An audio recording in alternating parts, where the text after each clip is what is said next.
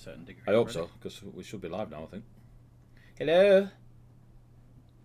I can't hear anyone. We're live. But... I can hear Ree. I heard Tony. Oh no, terrible. Amelia I was muted. All right. I didn't say anything. Yeah, I was just muted on. Hi. I didn't say anything. Hello. You spent weird Hi. facial You tell we've features. not been here for a while. Yeah. I've grown my hair, reshaved the head. Hang on, what? Right. Welcome Heavyweight Gaming. Some shit's happened in the last few months. But we should Just be back. some. Just some. So, any of you on Facebook, yeah? Don't like the comment. Just let her think about what she's put. And if you know, you know. If you don't, you don't. That's right, Look, Ree. That's Stuff right. has happened the last couple of months. A lot's happened today. Yeah, That's to what be I'm fair, saying. Ree's winning on the today stuff at the moment. Firemen were involved. We'll leave it there. You can meet OnlyFans Althea meets Fireman Sam. That's weird. I need to change my child's name. Yeah. Got his hosepipe out on his helmet. Anyway, moving on. So, hey, I'm leaving. I'll see you yeah. I think you've just been fired, Ree. My bad. yeah. What D&D? We're going to play some D&D. Hey, up, Biggie. It's been a long time since I've seen you in a chat that I'm actually streaming on. Thank you for tuning in. We're going to play session 52 of When Glory Is Not Enough. It has been a little while since we played the last session. We left the beautiful party. They are deep within the lakeside villa of Bahamut, the mighty warrior of Victoria, historically. And they've been going through the personalised tombs that are beneath the villa. They found a lovely... some people call it a Tarrasque. I just call it a massive mini. They found a Hydra. They found some artistic vampires. They found some treasure, which they ignored. It's very nice. They interrogated a... well, if you didn't see the fangs and the blood they were painting with, I think your perception... I couldn't see shit. You know what I mean? Just watch the episodes. You know what I mean? It's nice that you're paying attention. We didn't ignore the loot. We took some hats, I think. Oh, my bad. You did take some hats. You fought a not Tarrasque. Looked at some artists. Walked away. What else did you do? Interrogated some dwarfs. Were they all dwarfs? I think they were all dwarfs. They looked like dwarfs. they were. They were sure. There's two of them. That was a moment. Then you went down a tunnel, and your lovely druid, every 5 foot, popped detect traps. Not that she's, scared of everything I put down that tunnel. You got to the end of the tunnel. You're into a cave, a very large cave, some might call it an underground lake. You flew over. I think Velk and Aethera, you went to the other side, did you not? Yes. And you found a puzzle. Some of you swam in the water, and it was dangerous. It's Colossus. Everything's fucking dangerous. You discovered a locking mechanism. Velk, because he's a law bard and rolled a natural fucking number, got a fair amount of information about this puzzle that none of you have remembered. Unless any of it, yeah, cool. That's why you didn't know there were vampires beyond, because you don't pay attention. I remembered. Well, yeah, because you're Eddie Velk. is our resident note taker. Yeah. Thalia, Sky, Dragon, Fort, and the rest of my writing does not make any sense at all. You just I've lost my Pengli sign, but it is somewhere. But are we talking about the vault itself? At the door. You're talking about the 3 glyphs that you found that you could put out, that you could turn around, yeah? Flow, Frost, Surge. Yes. Which we assume relates to the frozen ship at the bottom of the big lake that we swam in. You assume away, my friend. I remember stuff. Assume away. When there's some runes on the island that... There are 3 large runes in Yeah. front of Velk and Aethera. Yeah. And we left it where Velk had done a roll, a law/arcana roll, and figured out the frost, flow, and surge, and that there was a specific pattern and sequence and to unlock this magical seal. The assumption of it being linked to the ship frozen beneath the lake is entirely up to yourselves. but you also notice that you are below the original lake on the surface when you first came to this villa on your wyverns. So Bjorn and Rhea are in the lake. No, we're out. You're out. Oh, you're out of the lake. I was like, we were in the lake, we're not anymore. You lot are Okay. on one side, and Then Velk Etheria and and Etheria are on the other side because they flew or misty burst, danced, echo nighted, thunderstepped. Thingy door. There you go. That Oh, one. dimension. The door I with the thunderstepped dimensions in it. Out of the water with Rhea. Yep. Because there was stuff in it trying to eat us. And we did take damage from said stuff. Yes, we did. So. I wasn't already damaged from a fireball in that corridor at all. No. So hopefully, I don't know if you guys are listening to Soundscape, but chat should be. That might be really loud. Biggie, is that loud?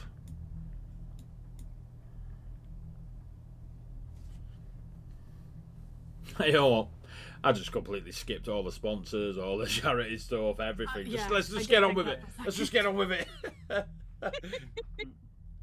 I've got time for this. It's been months. I just want to play a game. Play a game of D&D. Everybody loves us. We're international. We're doing a charity stream. If you follow the socials, you'd know. The sponsors on the screen there, you can see them. Yeah. I think They're actually our character names. link we have pinned for Sirenscape might be out of date. Okay. Because we have the same problem with the not Needham stream, Ursa stream.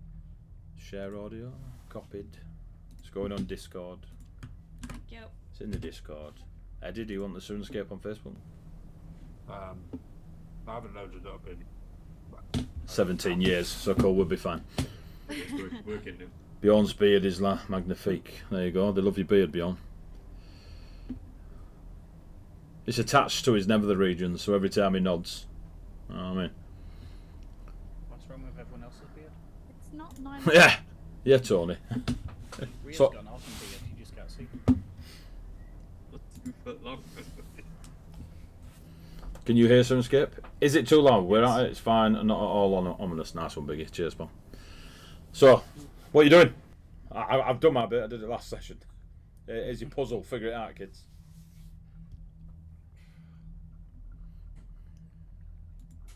I can't read, so that's my It's answer. pictures. There's pictures. It's an arcane glyph.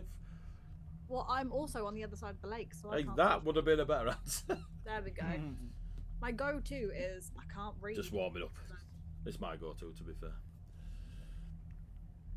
It's just because you're northern. This is true. Yes. Theria looks at the glyphs and thinks how the sequence would work. Perhaps it is frost, then flow, and then surge. For frost and the melting ice would then create a flow, and then there would be a surge beyond. Or perhaps it is a surge that calms to the flow and then ends with a frost. What order are they in right now? They are within Etheria Thinks flow, frost, and then surge.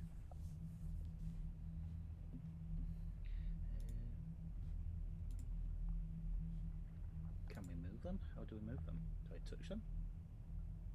Etheria thinks about putting a hand on the glyph. Do it. I will go touch Do it. Frost. As you're reaching, the glyph is, as you put your hand in it, it kind of expands to the size, or, well, Velk really. Velk could stand in it if it was a hula hoop of arcane energy. You put your hand in and it feels as if it's tangible enough that you could move it around, but not in a, you couldn't take it away and throw it, but there's definitely a space that it moves within. Are they like 1, 2, 3? Are they in a circle or? No, they're just horizontal across. I'll try and grip Frost as much as possible, and the one next to it, if I can reach both and switch them. Next to it is great, but which one are you actually? So moving Frost to the beginning. Okay. As you do, you hear a faraway sound of a stone plinking in the water, and it kind of blip, blip, blip, blip, blip, blip, like it almost echoes through the and kills Althea's echo night levels. What is happening? You're quite far away over the lake. Did you hear something, Belk?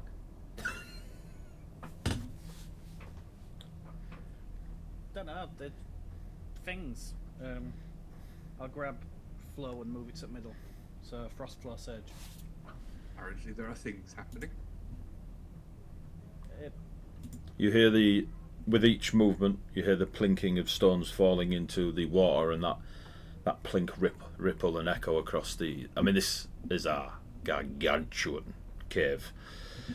What you do notice is the ceiling shimmers, and for a brief moment, you think it's just a lake within the cave that is just reflecting off the surface, the surface of the lake reflecting off the ceiling.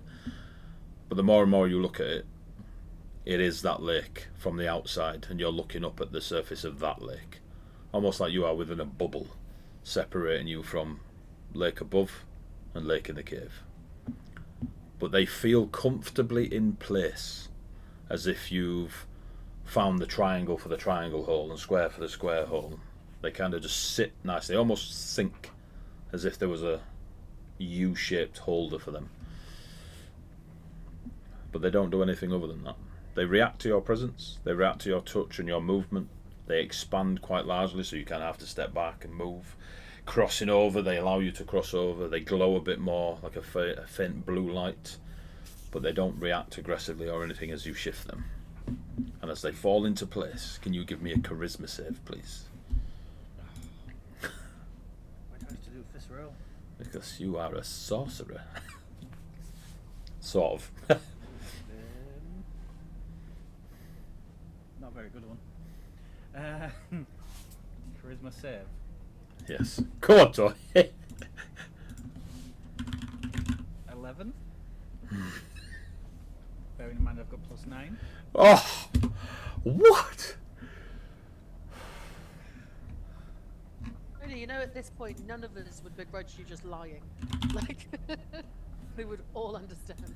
How far away are they from us on the other side of the lake right now? Almost the length of the dimension door, so what, 300 foot? It can go to 500, but yeah, I think you said it was something like that. I think it's 500 it can go to. I'm just gonna, as I feel I'm going to place, I'm gonna shout back to Bjorn and just they seem to fear it might be a lock. Hang on. What happened? And yeah. As you do your charisma save, as you fail your charisma save,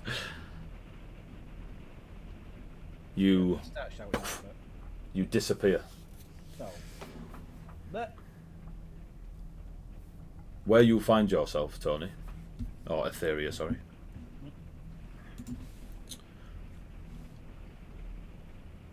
is floating in a vast ocean.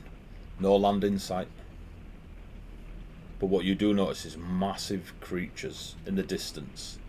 At first you think they are ships, but as you see the way they move and then giant fins come out of the sea, and I mean enormous, as they not necessarily get closer to you but kind of pass in the way the light is in this place, you can see small almost humanoid shapes running about them. Casting your mind back, it reminds you of the way people would move on a ship, the way a crew would, and these huge sea creatures, these behemoths in the water, are just about in front of you. The only thing you can compare it to, it is raining really heavy at my house, is the navy of the dynasty that you've seen once or twice when leaving to journey afar. But they're nowhere near you. You are just floating, a speck You can't really move, but you seem to be safely bobbing.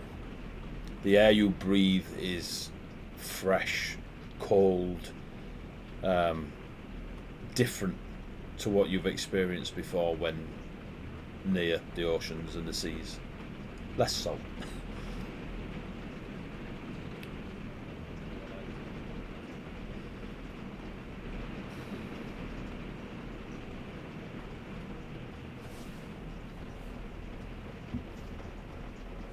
Velk, do you do anything?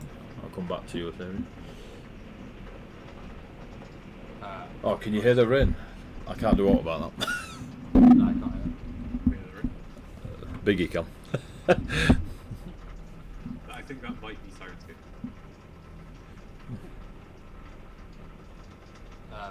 Like I can't see Furia, so I'm just gonna wait. Well, where did Etheria go? Bjorn looks across and sees that watches as Etheria watches Etheria manipulate the arcane lock and then vanish from sight, having completed it. Okay. Bjorn thinks about checking the water before him. Already did. It was very dangerous. Looks like a check again. Just gonna look into the water, duck my head under that.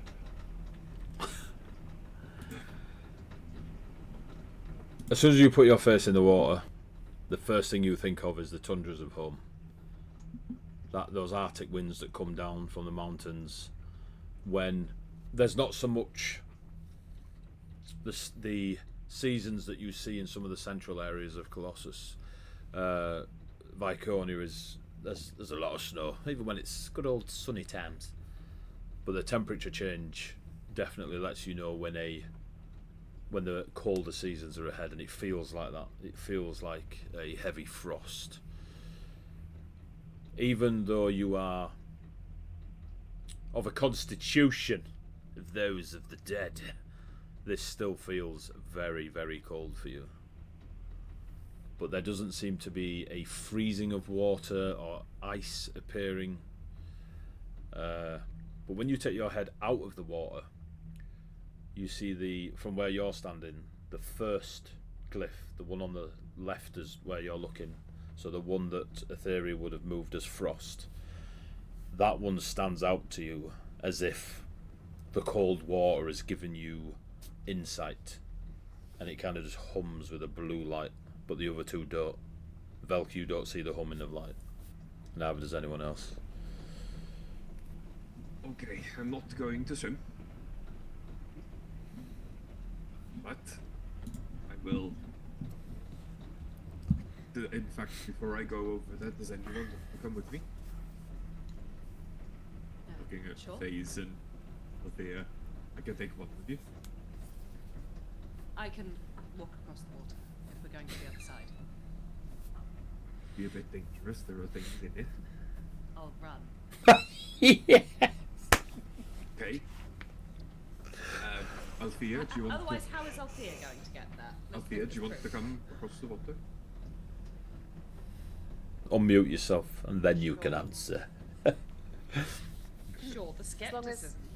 As long as FaZe can definitely get across unscathed. Oh, let's find out. I cast Jesus. And I'm going to cast Dimension Door. Take Althea with me across the water. Okay, FaZe, what are you doing? Are you running across the water? That is my aim. Which sounds mental, but I'm willing to give it a go. Because I'm hoping that the creatures are on the inside of the water, and I'll just go really quickly. Hope's a funny thing. Yeah, I mean, I'm gonna get eaten by someone. Yeah, I've cast Water Walk, and I will run across the water to the other side. Are you straight booking it and not trying to tiptoe or just sprint? I'm gonna sprint and go as fast as possible because I don't want to get my feet eaten by things. Can you give me a dexterity save? Yeah. I don't know. I can't remember how to play the game. I played this yesterday, please note. It's not like Oh, this mate. has been ages. Not this particular game, but D&D as a whole. Dex save. Oh, okay, 15. It's not meant. Cool. It's not Tony. As wow, as you go booking it across, and you feel each step as if you're running on stone. Just in front of you, the water shifts, and coming out of it is a eel-like creature, covered in. It's as if the eel has been dipped in glue, then scales. There's no pattern to it. It's not like. It doesn't look part of it. It kind of looks like they're stuck out of it, and it's about 3 foot long, this eel, when it fully comes out of the water. As you kind of neo out the way, and it just teeth go flying past. It kind of tangles itself up and falls back into the water behind you. Keep booking it. Give me another dexterity save. Give me another dexterity save. While also going absolutely fucking not. No. 13. 13. Similar situation. 2 come up. These eels. One goes for your legs. One goes for your torso. The one that hits your torso actually smashes into the arm, and you feel it kind of knock you with enough weight that if you weren't in this moment able to balance yourself, you could have been tangled with it. And the other one that goes for your legs, because you get knocked off slightly, actually misses. So it's a bit of an assist from the eel. And then you make your way across to the other side, unscathed, if a little bit freaked out by 3 massive, scaly, weird eels. Yeah, Raya, go I'm on. not a cardio person. I'm just going to get to the other side. I end up on all fours and go. You are a war cleric. You got That doesn't mean I'm cardio a for cardio days. Oh, you should see. No, not according to this. I don't. Raya, what are you doing, Raya?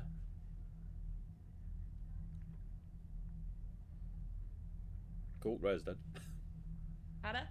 You there, Raya? Hannah? Sorry, repeat that. What are you doing Um, in the game? Not right now. surviving. It's spread Get your across the wings and water. fly over with us. Yeah. You Yeah, fly- I'll fly over. Cool. We'll say that took about a minute.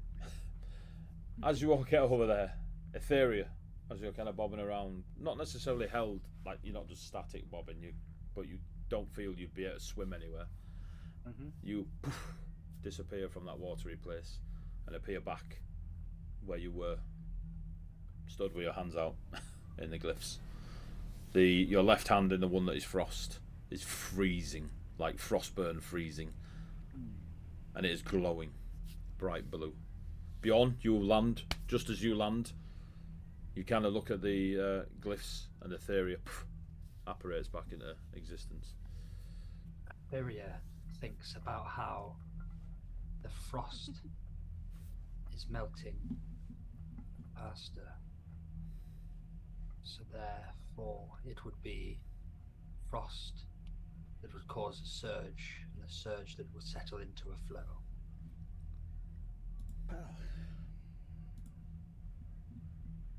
Give it a try. That was a strange thing. Those big things. Fresh air though. Things. How big are we talking? You keep saying the word things. Could you be a little bit more descriptive? They could probably eat me. But what word? Remember the dragony turtle thing? Bigger than that. I told you never to talk about the dragon turtle.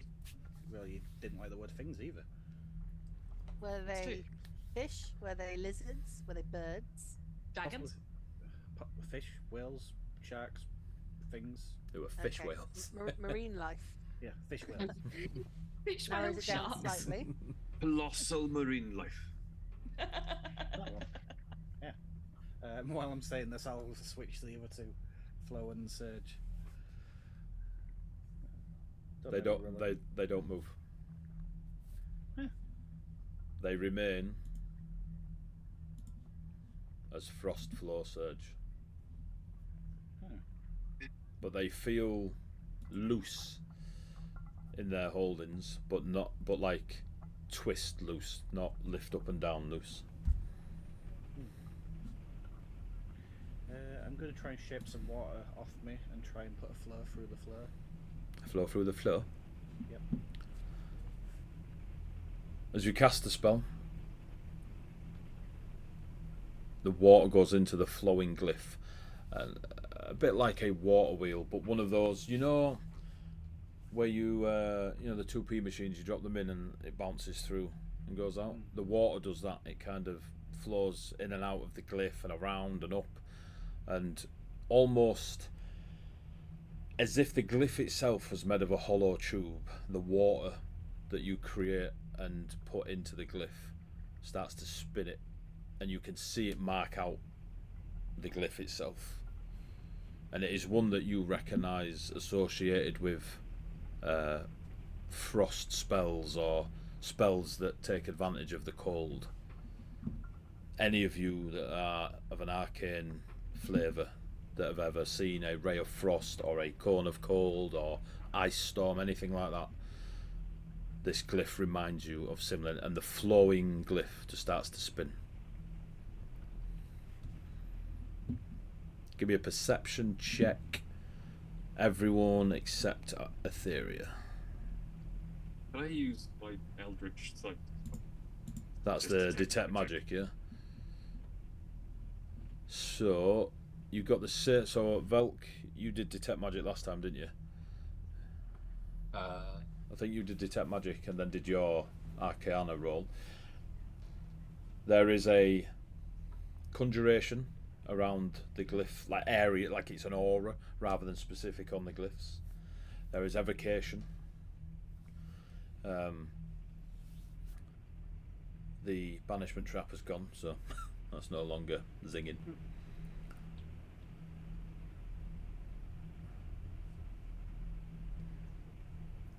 There is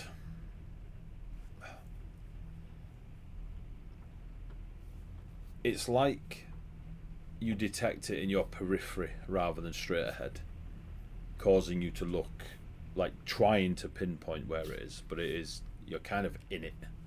Okay.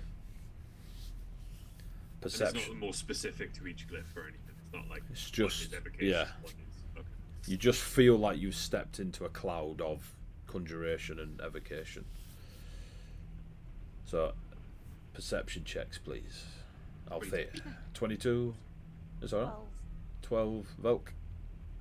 28. I got a natural 20. He's back. Faze. Smashed it 6. Nice. You and I Althea am Tony today. are doing We're just pie looking cake. at each other. Yeah. Yeah. Yeah, Raya, nice. Raya, Yeah. did Yeah. you do a Vibing. perception check, Raya? She did one on D&D Beyond. I think it was 22. Okay, cool. Game log. Yeah, 22 perception from Maria. Cool. No. Yeah. So Raya, Bjorn, and Velk, you look about the place. Velk, I'll let you decide whether you look about the place. But Bjorn and Raya definitely see or notice that the water of the lake, the cave lake, is starting to... Hey, we've lost somebody. Yeah, Hannah. Is she returning? She hasn't said anything, I don't know. I quite like this. I've got the top of my head and the bottom of Eddie's head on Alfred. I mean, I'm alright. Yeah. I could just sit Have a here. look. Tony's I know, got the just longest up forehead in the Oh world. my god, Velk is just the top, like that literally egg that Eddie's head. Like If we all sort of like bob up and down. Tony's fine, yeah. Yeah, as long as I'm like, look, if I just come a bit lower. Oh my god, look, it's hot. Velk is no. You've got the You go. bottom of Eddie and the top of Eddie there. I mean, On Phase and Velk. oh, I They're mean, we're almost living the one dream there, Ed. person. Yeah. But it's hard to be alive. Yeah, our powers combined. Are you messaging her?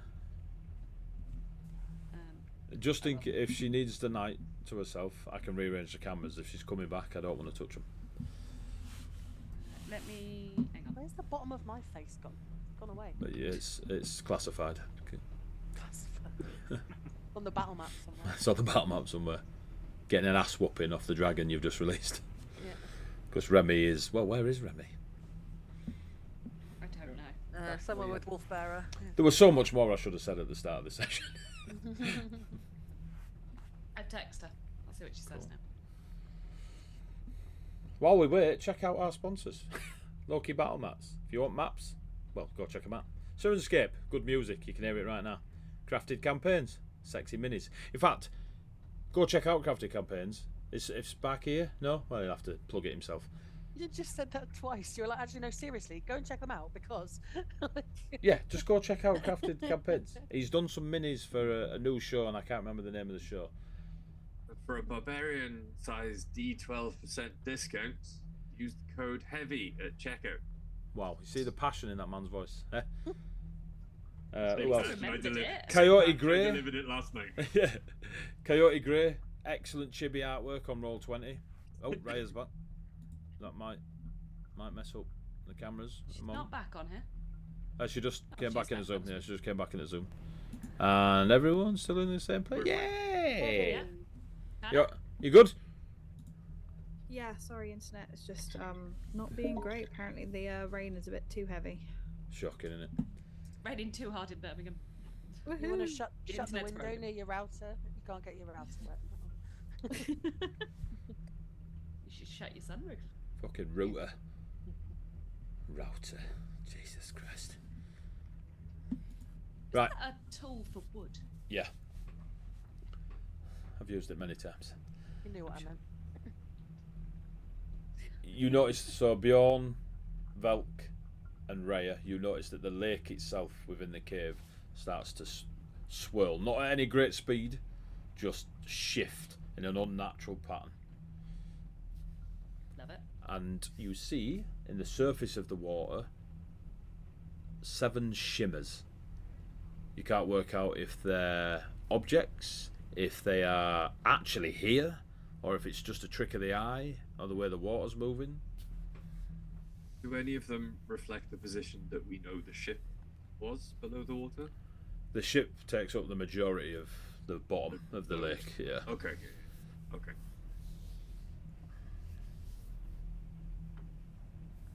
Etheria, Mm-hmm. perhaps don't just cast spells on the ancient glowing runes.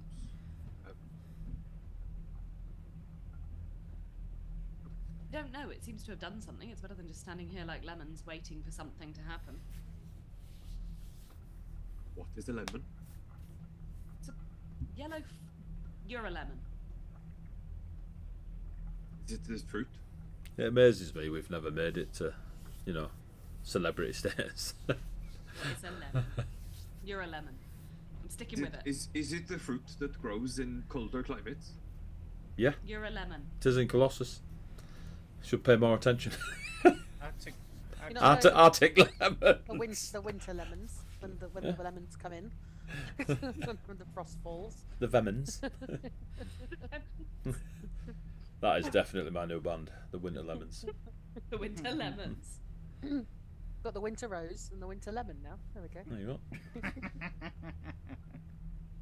go. So which of the runes did you hit? The middle one. Velk, which of the runes did Etheria hit? Bjorn believes Etheria hits flow. I think it was flow. So you disappeared with frost. You Yes. made the lake colder than it was when I was in it previously, and you have made it swirl now with and glow with flow. And what shall we do with surge? Put more water through it. I don't know if I have. Hit it. Don't do that. I could shape water, but I don't know if that'll count as a surge. Walk on If it. I don't think Etheria- so.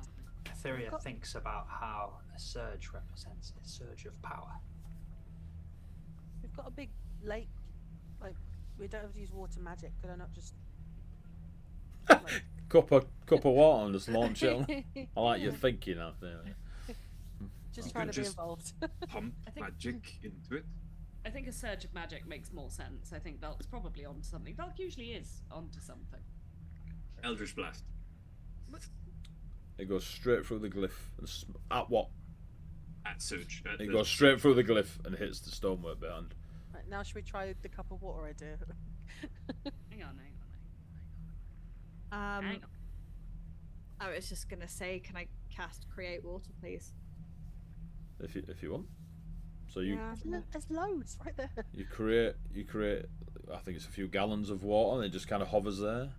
Yeah, fantastic. And I'll just push it into the glyph, I guess. It just passes through the glyphs and splashes against the wall behind. So no water. Could it be surge? As in, I know that, like lightning, I know that it doesn't typically react well with water, but it might be like You- an opposite thing. Please put a chain of lightning through these glyphs. Well, that's what all right. Althea's just like gonna sit on the floor. All right, fine. The dungeon master steps back. I nearly chose chain lightning. I'm really glad you didn't. You may have just It's saved all, your party's lives. Frost and water. So, Ray of Frost at the Surge Cliff. It hits it and reflects back at you. Give me a dexterity save. Ah, But as it hits it and reflects back, the frost glyph glows. And tendrils of power reach out as if trying to grab the ray of frost as it fires off into the cave. Okay. Dex save 19. Cool. You take Alright, 4 sure. points of frost damage. Cool. And seeing the Frost Cliff, I'm immediately going to do it again at the Frost Cliff. That's the frost magic. It's the frost glyph. I mean, this will shock you to your core. It immediately freezes. All the intricate pattern work of the glyph becomes a solid block of ice, and then as if someone has etched the glyph pattern into it. But the thing that shakes you the most when you start to hear the cave sort of creak as if the stone has been twisted. You will look all about yourselves, and then you hear more almost like crunching and cracking. You look all about you, waiting for the cave to fall upon you. And then you turn, and at your periphery you see that the lake is no longer a colourless body of water, but a white, frozen plateau. And on it are 7 silvery glyphs.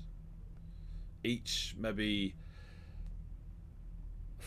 they fit in a 5 by 5 foot square. I did the thing. You actually did.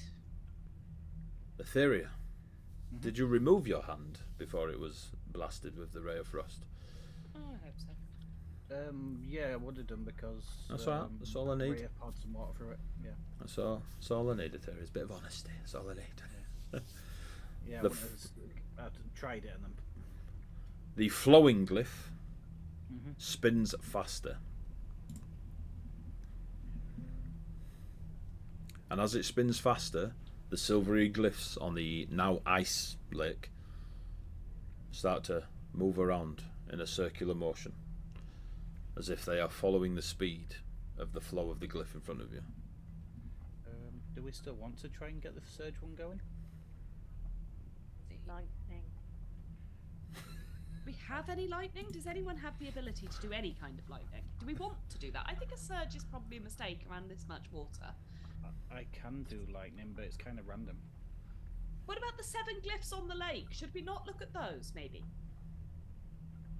Maybe. Belk, what do I think about the 7 glyphs Oh, on the bloody lake? hell. Don't worry, Ed. We'll just run a 1-to-1 D&D session. I'm trying. Alright. One day Vel's going to turn around and say, Bjorn thinks he should think for himself. Velk is an intelligent person. Velk will never say those words. Bjorn thinks about the Serenian Hind and the 6 and the one that refused. Yes, the 7 glyphs. Okay. So are the glyphs now on the surface of ice? Imagine you've got a light, a torchlight. It's like a spotlight, and you're shining it on the ice. That's what the glyphs look like. They're moving around, but they're going in a circular motion, following the same speed of the floor glyph. Okay, so we can make them faster.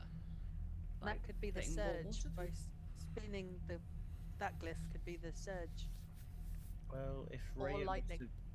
if Rhea creates more water, I can shape it to try and force it through faster. There's water there. Like, It's ice now. That's Oh. ice.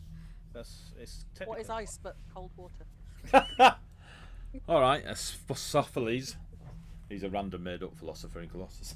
Esophagus. Aria thinks about how the glyphs on the wall interact separately or need separate prompting away from the link, and how a surge of power must be represented.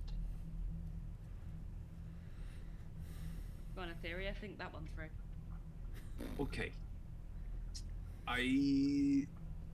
The glyphs on the link would be much easier to look at and study if we could get them to stop moving. Is there any way to take the water away from the flow glyph that you put it into? The flow is not. It's not like a Catherine wheel. It's not like. It's just a turning. Oh, okay. So yeah. Still very surprised that Faith is just use the legs that she has and go to look at them and just shouting at us to go and look at the. Still as charismatic as ever, Bjorn. That's I why. don't know- I don't know why you're looking at me like that. You have legs. They are right there. 6 months ago, I'm sure there was a romance blossoming. Yeah, just to slap Bjorn is very, very. You have legs. Use Yes. Althea, if I slap Bjorn in this situation, is that wrong? No, You have hands, you can slap him. but you may be asking the wrong person. I will. Oh. So many things that I'm tempted to do in this situation. Any One of the them boss- beyond annihilating Bjorn? Like, I was considering throwing Bjorn onto the ice, but I don't think I'm actually strong enough to do it. You've got legs, you look. So Slap we want to go disintegrate. and look at the because I could potentially use my echo and a newfound skill that I have to go and look at the glyphs on the ice safely. Bjorn thinks about how he saw the ship at the bottom of the lake and how, as each of these glyphs activate, the door is perhaps not behind the glyphs, but instead at the bottom of the lake. Do you need to do the Wait. surge to get the boat up?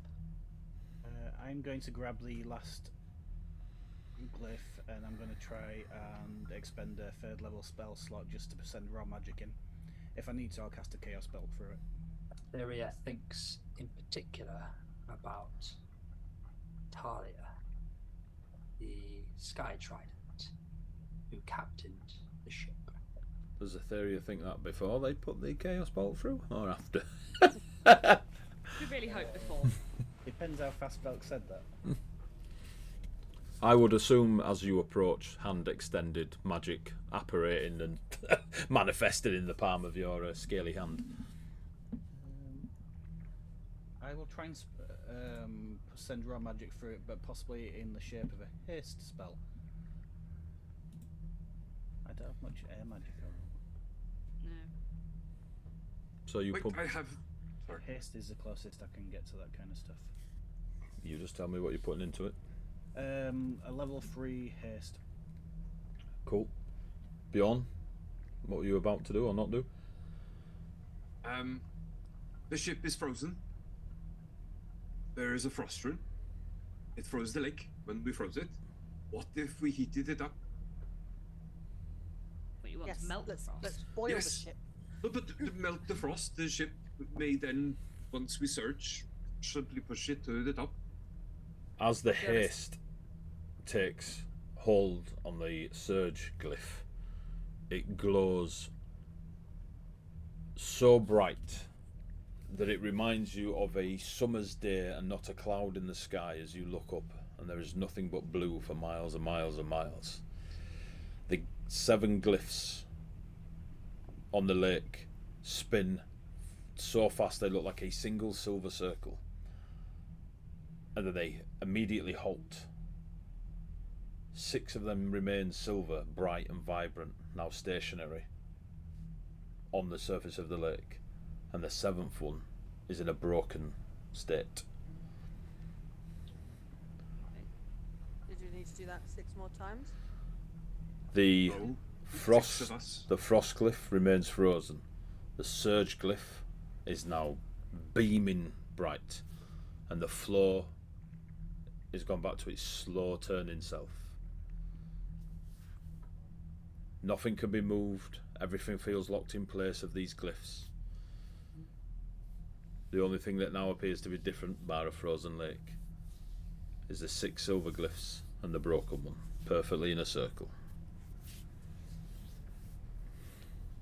There are 6 of us. The one that refused. Yeah, the broken one. The dragon. I think. Alright, pick a glyph. Just gonna go and stand near a glyph. As you step onto the icy lake, you die. No, you I accept it. I accept it. Finally, as you walk over to the glyphs, you see that they are, again, they're circular, intricate patterns. The closer you approach, they start to shift and change to a image that would remind you of home, whatever that be to Althea, and it remains in that. All of them or just one? Just the one the closest one to you, and they are like 5 feet across in diameter, of but a circular glyph. So what would remind Althea of home from an image perspective? Probably what's behind me, like a Colosseum, or like Oh, a wow. Venus or something like a. How's that sandy- Velk? Yeah, sandy training ground, or a Ludus, or a Colosseum, that kind of vibe. You see on the sand of the Colosseum, just again, it's an intricate arcane glyph, so there's quite a lot of depth to the imagery. You just see a lioness, kind of like in half stalk on the sand of the Colosseum, and it no longer shifts. It holds that image solid, like a flat disc placed on the ice. Do we see that? Are you standing on it, or are you just looking at it? I'll stand on it. Just gonna look over at the others and see if they're moving towards. As soon as I'm coming. as soon as both feet on it, it's like a giant is gripping your ankles, and you cannot move. From the ankle up, you can like move, bend your knees, dance, yeah, do the Michael Jackson all the way down and then back up again. It's the first thing she But does. hang about, waited all my life for this moment. But it's difficult on the sand. You know what I mean? You're held in place, but you don't feel fear. Yeah. It feels like you are standing to attention in the Colosseum. I think we're on the right track. Everyone, get to a glyph. It'll show Okay. you a picture of home, but don't be scared. I'm gonna run over to one. So come on, Beyond. Use your legs. Can I high five Etheria on my way over the ice, please? Yeah. What a terrible DM. No, you can't. Roll for high five. Yeah. Roll for I'm just high very five. polite. You I was just accidentally telling you what slapped I'm them across doing. the face. That's All about consent here. Exactly. Who approaches the next glyph? Yeah, I'm running. What do you see, Etheria, as the glyph starts to take the image that reminds you of home? Cherry blossoms, a gravel garden, like the shapes and swirls, stone garden.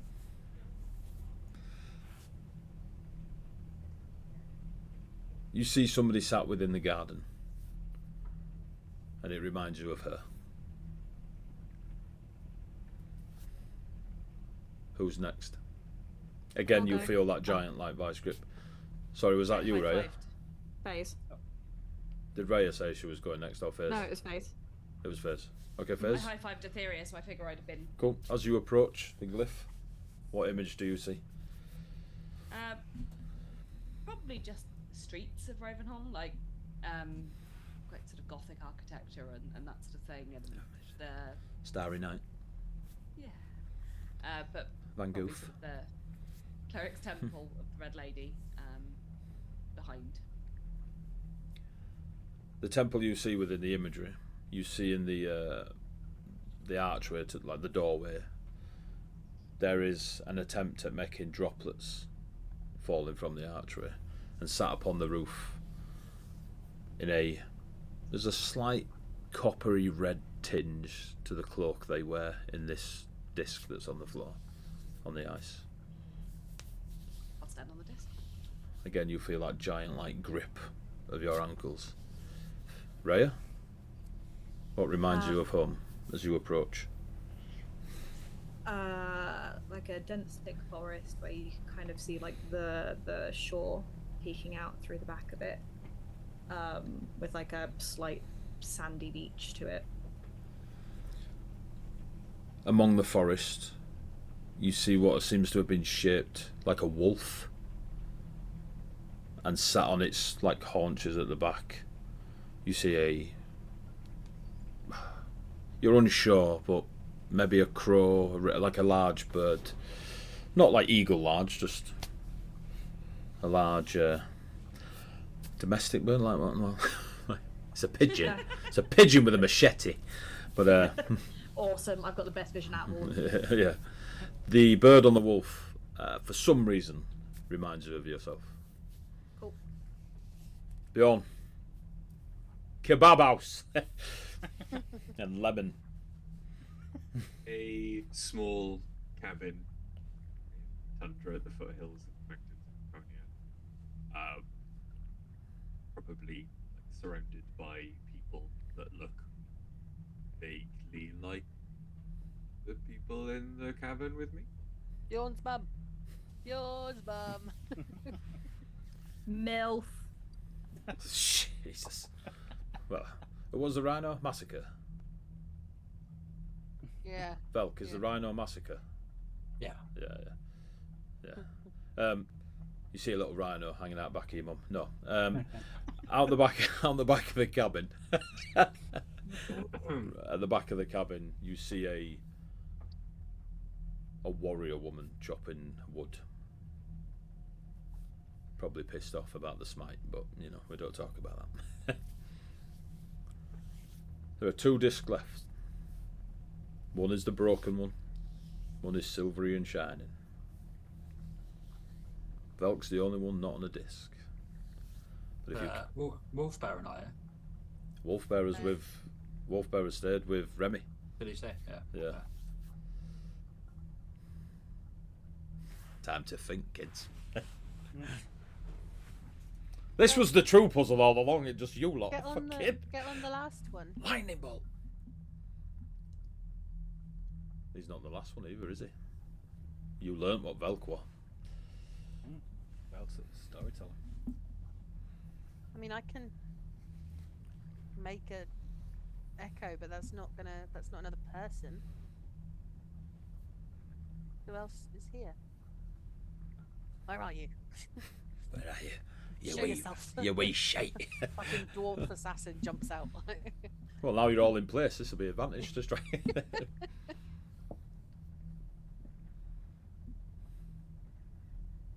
1,000-year trap in the making. And they were never seen again.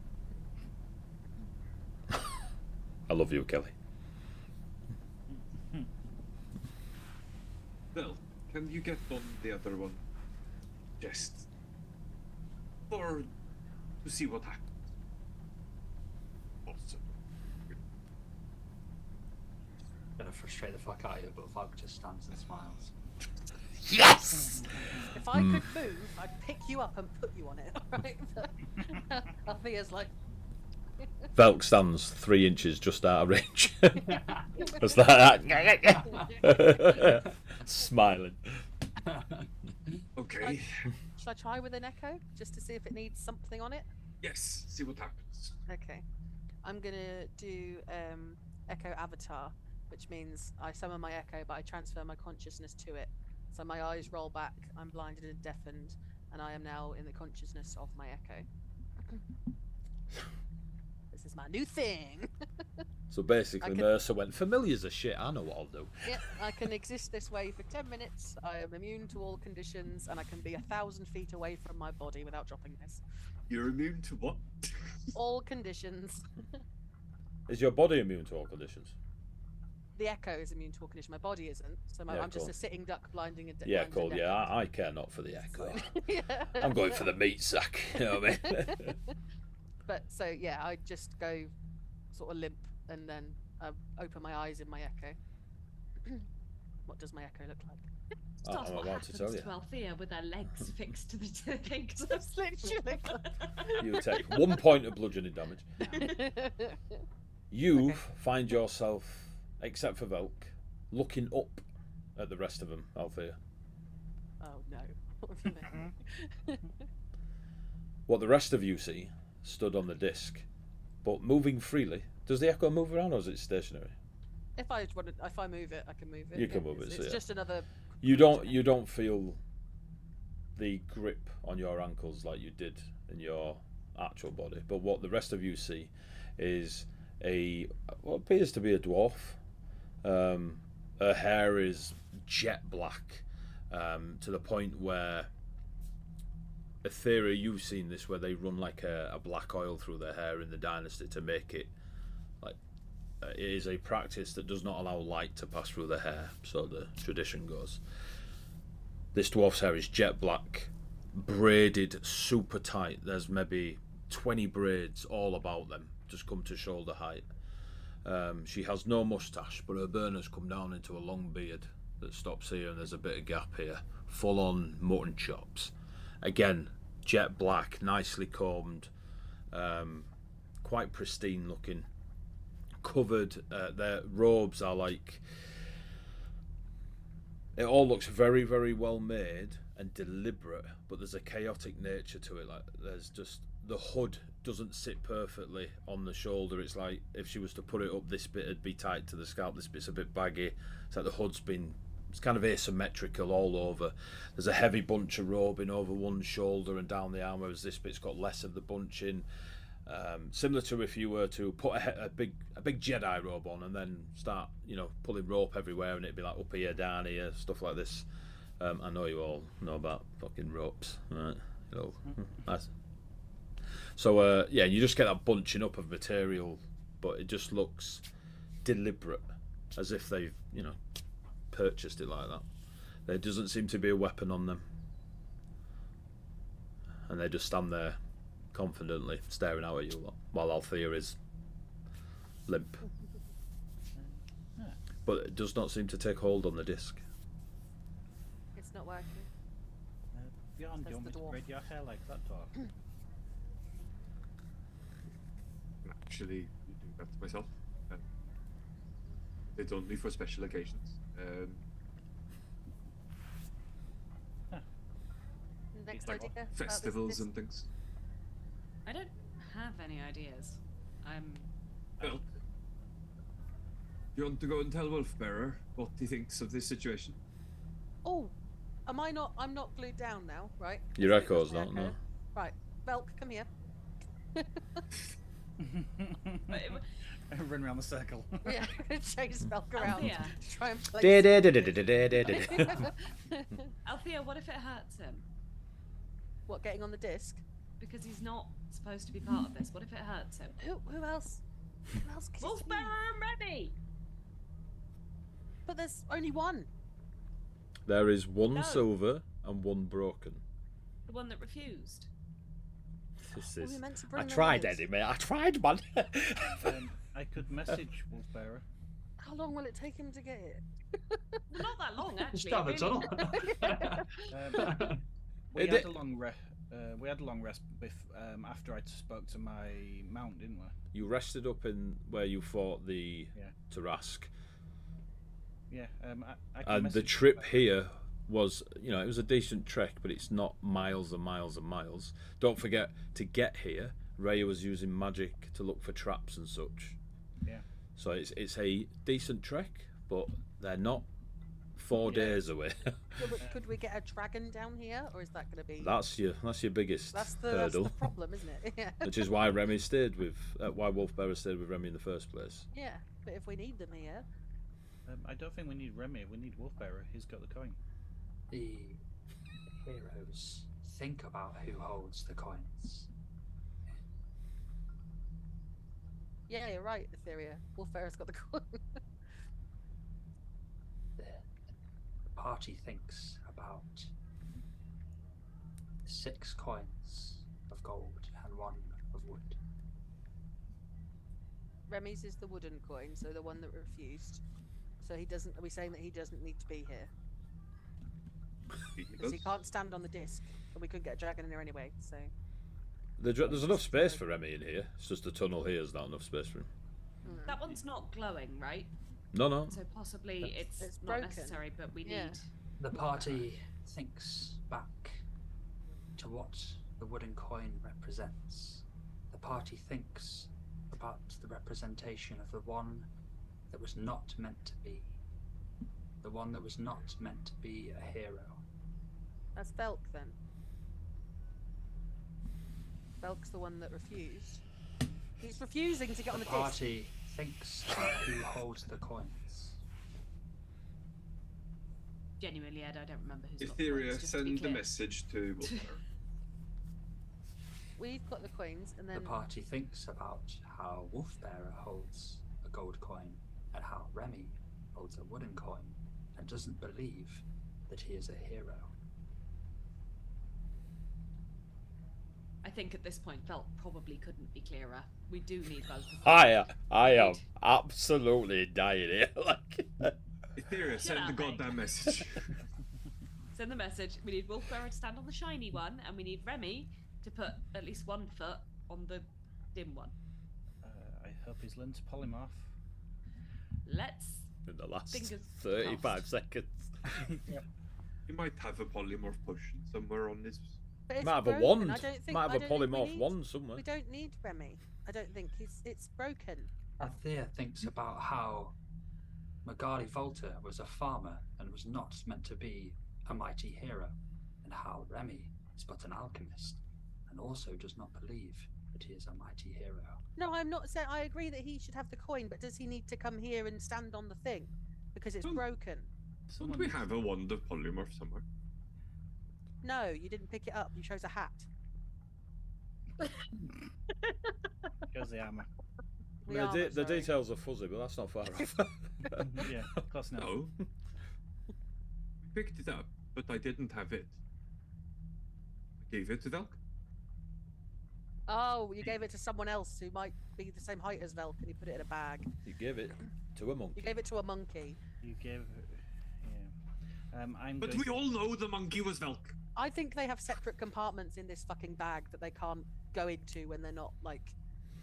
52 person. fucking sessions. Well, Who would do such a thing? Oh, I know it's know. a terrible idea. man. Ridiculous idea. Terrible idea. Just Velk to be can only clear- access Velk stuff. The fluffy song monkey can only access. Fluffy song monkey. Just to be clear, Velk, do you have a wand of polymorph on you? If so, raise a hand. You've had this conversation during a fight with the Tarask. Yeah. I'm just There's video evidence. If he didn't get it out during the Tarask fight, I don't know if he's gonna get it out. FaZe thinks about how Remy will be able to get in here. Remy will be able to get in here. Pretty certain. I am fully certain that Remy can get in here. Because I Etheria think that- said the god-stamped message. I can't get a word in edgeways. In like 15 fucking minutes. Send the god-stamped message. Oh, Thea's still lying on the floor, and I'm here. There's this tiny little dwarf. Wolfbear and Remy have Hands had on my another long hips. rest. Etheria would send a message. if Chasing she could Velk get around. ready. I cast sending. Ota, Etheria. I'm sending it to Remy. To Remy. Yes.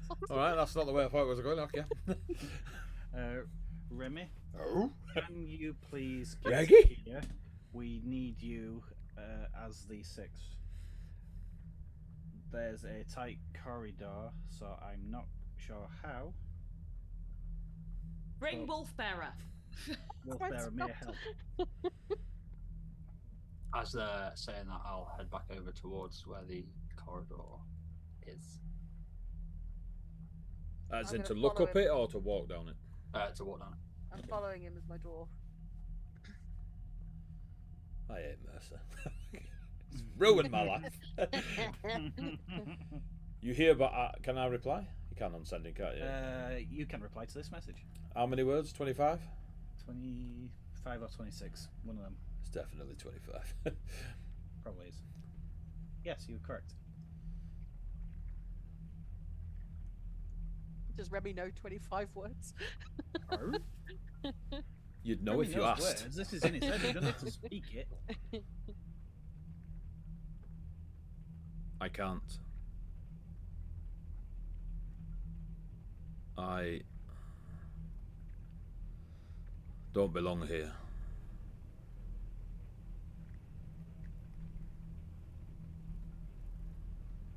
That's all you get. He says he don't belong here. Right, come on, let's go get him. Starts marching up the tunnel. I don't have an Traps! Traps!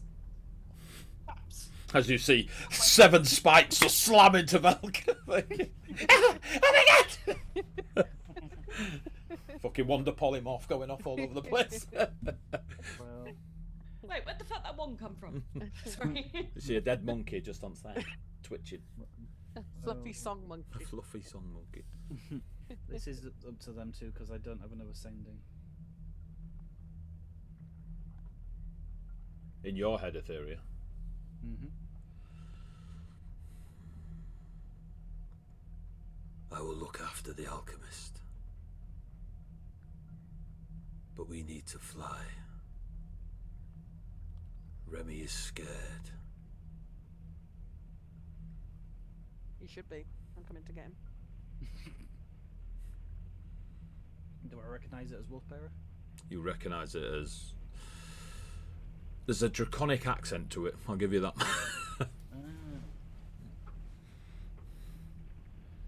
Althea, I honestly can't remember. Did you ever share your experience when you went into where there was the twin souls of Remy and the dragon? I went with. Yes. You went with Because people Etheria. came So, with me, yeah. so Etheria, you 100% recognise it as the dragon. I have slept a lot since then, so my apologies. No worries. It's me too. So you do recognise the voice. Thank you. I know he is scared. He doesn't believe he can do this, but he can, and we need him. But please do look after him.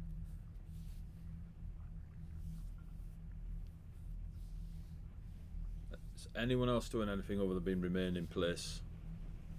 Cool. Give me those that are ankle deep in the ice, which you all noticed, by the way. You are now ankle deep in the ice. Can you give me perception checks? Not you, Althea.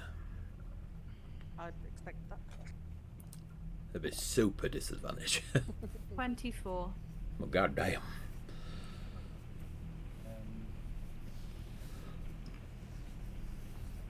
I should really remember that. Don't get away from perception. But it's nice that you're looking at your character sheet.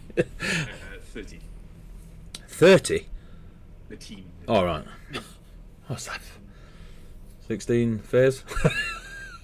Is that good? Talk about it. Nah, okay, fair enough. Fez, you've noticed that you're ankle deep in the ice. And move on with your Look at life. that. Now look at That's that. cool. Some white stuff. There is movement beneath the ice, and you feel it almost like being tickled on your feet, even though you're in boots encased in ice, or talons for Rhea. You Don't have talons, just have feet. just have feet. What a weird bird person. So you Not a bad you person, fit- but okay. You are definitely a bird person. You are. I've seen the artwork. You got wings, bird person. You like. You feel those vibrations, those tremors in the ice.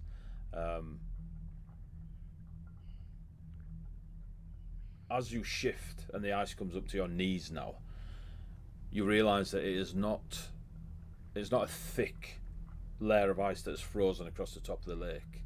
The entire lake is now a block of ice. Glacier-esque. Upside down. But yeah. And you feel like a tremoring in the ice beneath your feet. Althea and Velk. Are you getting a move on? Or are you just taking a gentle walk? While they're walking away and I see this happening, I'll message Velk while he's still within 120 feet, hopefully, and just say, better hurry up, this is spreading. I slow down. Just turn around and go, ah. Just drop down to a crawl. Oh, I'm so tired. I get a shimmy on, but I cannot, like, when I don't have any grasp of how far are we going, but if it goes further than 1,000 feet, I need you to let me know. I don't think it was 1,000 feet.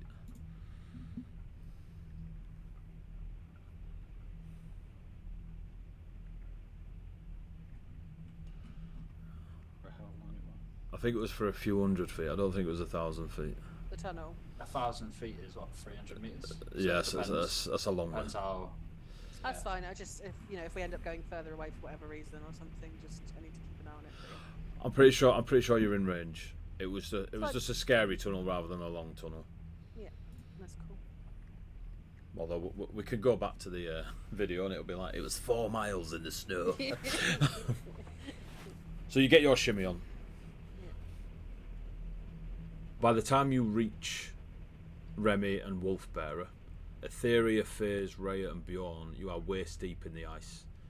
And at no point do you remember sinking. You just kind of look to your right, your left, at each other, and then there's the look of shock on one another's faces as you realise you've all sunk into the ice. It is as if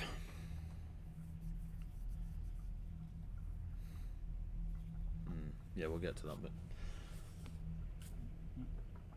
Wolfbearer stood there as you come through the tunnel. He hears you.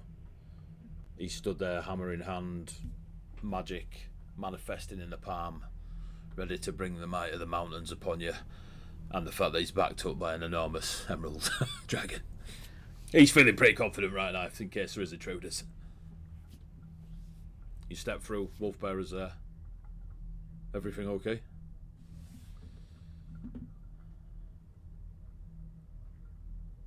Yes, sorry, I didn't know like he was going to talk. Can you talk through the echo? Yes. Do you want me to read it to you? No, don't. Okay, No. that's fine. No worries. Wolfbearer casts mute at 10th level. A dwarf dispel magic. It's me. It's Althea. I look different, but don't have time to explain why. We need you both to come with us now. Wolfbearer looks at Velk for a nod of anything, just smiling. Looks like Theo's about to die. Wolfbearer's looking at you sideways, trying to weigh you up. Don't really get what you've just said. Remy looks at you, looks at Wolfbearer, and there is a silent communication between them. And Wolfbearer nods, lowers the weapons a little bit. Go where? Down this tunnel. It's a few hundred feet. We're in trouble. We need you to come quickly. What about Remy? You good? Remy again. Silent. Go on, Velk. I see you leaning in. Remy Yes. feels as though at this step of the journey, he needs to focus on his beginnings. He needs to embrace who he is. And I will put my hand on Remy and cast Polymorph. And I will... What a prick. Unless he resists it, I will polymorph him back to his... Alchemy self. Give me a persuasion check. I was going to say, give me a charisma check around persuasion. 25. Well, fuck you. Remy pokes you in the eye. Fucking Dragon claws, baby. But unfortunately, because you polymorphed him into an alchemist, his finger falls on your eyeball. He's like, ah. As the magic happens, there is hundreds and thousands of parchment pages, like a burst of feathers all around Remy and the dragon. As all the pages start to fade away into nothing but torn up bits and dust, shrinks and shrinks, and they fall away, and you see Remy the alchemist, bright emerald green eyes, just staring in his little alchemy robe. I say alchemy robe, it's just a tunic, unitoria, like it's too hot for alchemy robes, and he's just kind of staring, like you just see the fangs slightly go away to normal teeth again.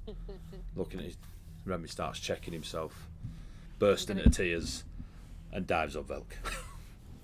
Gonna grab him by the hand and just start yanking him down the tunnel. There's no time. Looks back at Wolfbearer. Wolfbearer nods, and Remy follows. Wolfbearer's, you're coming too. Wolfbearer's going. And they follow you down. What's going on? Where's everyone else? Is everyone okay? What? You're small. What's with the hair? Fuck off, Remy. Back to a dragon and flies the fuck away. Why? What happened? And it's obviously been dragged along. Something about a ship. We have, well, Etherea's been playing with some arcane runes, and we think we've worked them out. But we need you and Wolferia because you're part of our little gang now. You've got the coins. You remember that wooden coin? He puts his hand to his chest. I do. Yeah. So that means that you're part of our gang. Come on. The charisma of a fucking house brick. You know what I mean? In a sock. Yeah. You're coming with me. Dead or alive, you're coming with me. Shockingly, Remy follows. And as he's bouncing away, you can hear like glass clanking into each other, like small bottles. Oh no. Just, yeah. He don't go anywhere without his little pouch. Wolfbearer constantly looking behind and just whispering prayers to the mountain, holding his holy symbol as he follows you at the rear. You four, Faze, Rhea, Bjorn, Etheria. You are neck deep in ice. It is, to be fair, when you obviously quickly realised what was happening, there was a moment of, we might die here. There's no communication from Althea or Velk. No matter your different heights, you all sink at the same rate. And proportionately, you know what I mean? You hear whispers and voices that talk in merriment, a tone of merriment about them. The closest thing is sat round a fire in a tavern. You can hear it all around you, like sailors talking about their adventures at sea. Then you pick up words to confirm those stories. Mention of waves and sirens and sea serpents and gold and heroic leaping from the masts, the crow's nest into the seas to save the captain's monkey. Similar stories come about sailing through the clouds after great winged creatures that hold unknown magics and treasures to be had.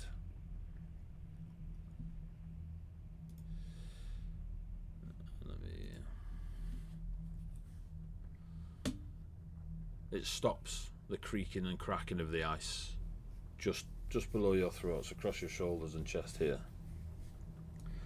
You can look around at each other. It's uncomfortable, but not painful.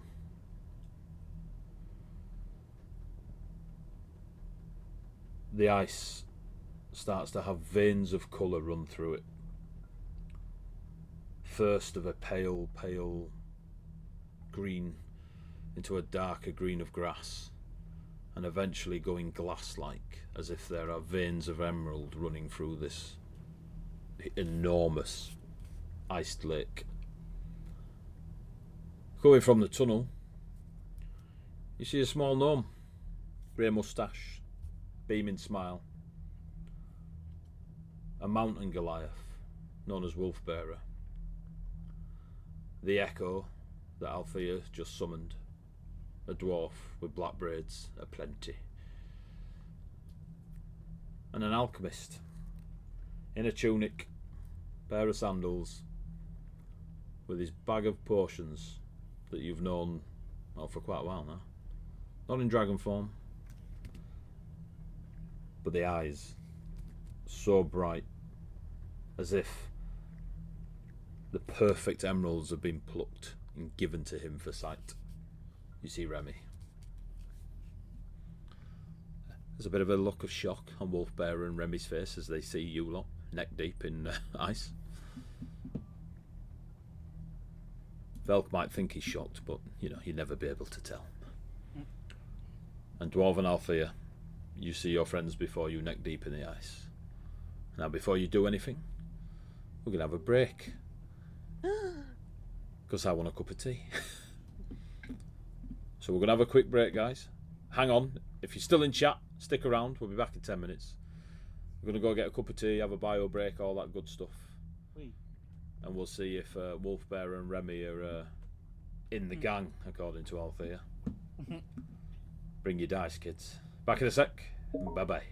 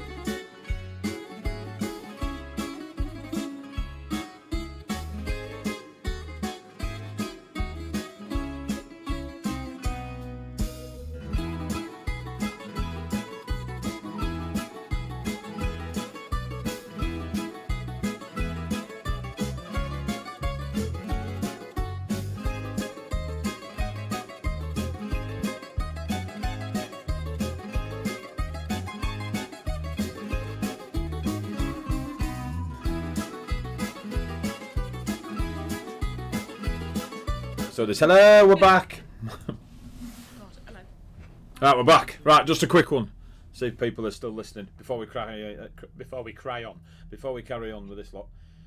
You will see Sophia Pregnancy Loss Support, big logo on the stream starting soon. Break time, goodbye. You can see it on the bottom corner now of this one. This year, as we do for every year, we do a charity stream throughout the entire year.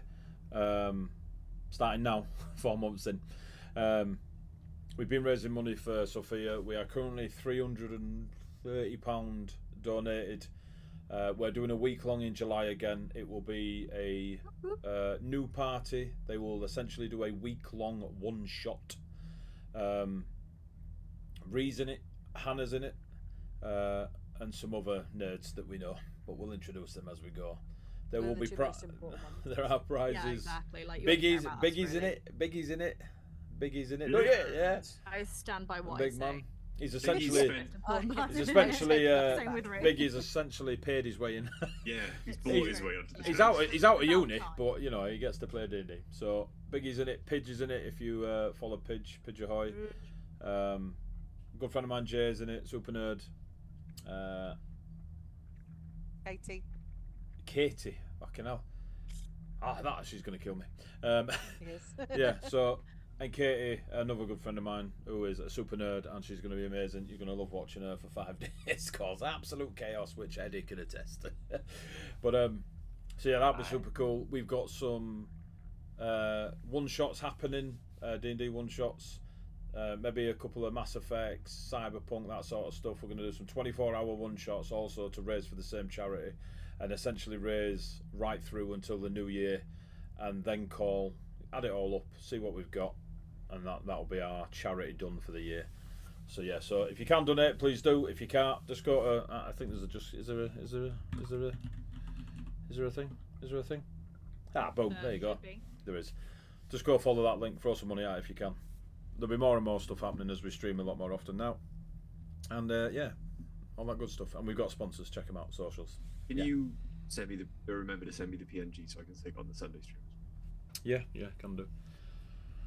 Right, you lot are dying in the ice. I mean, sinking in the ice. Check your hit points. To be honest, just a regular bath. Yeah, fair. Dwarf Althea, Velk, Remy in human form, with bright emerald green eyes, and Wolf Bearer all walk into a room. And the Irishman says,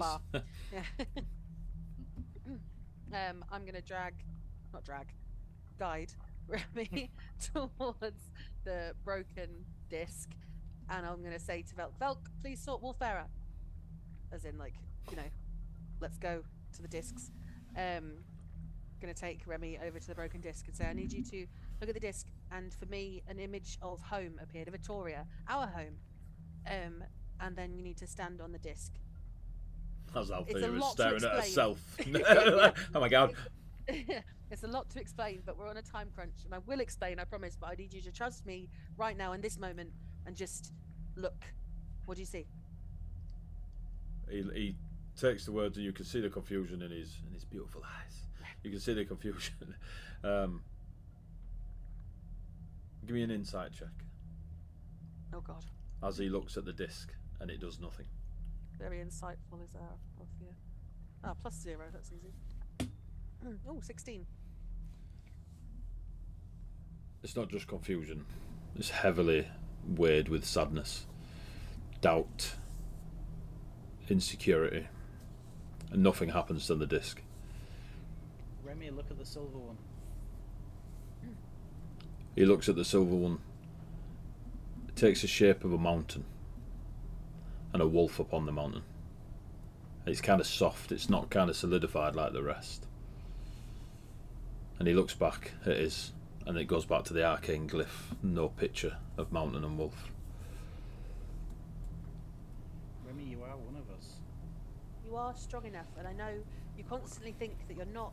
You constantly think that you're not meant to be here, that you're not a hero, that you're not one of us, and that you stayed behind. But I know that you can do this because our friends need you to. And you have this anxiety every time it comes down to a crunch like this. And then you come through for us because you are brave, and you find your strength from wanting to help your friends, from wanting to help me, and I like gesture to my body. Like, Just me- just off Dying, the wine out of the just cooker. yeah. You want to help me, you want to help Bjorn, you want to help Etheria and FaZe and Rhea and Velk and Wolfbearer now. Like, we are your family, we're your friends, and we need you now. At the mention of Wolfbearer, Remy looks up, across to his friend.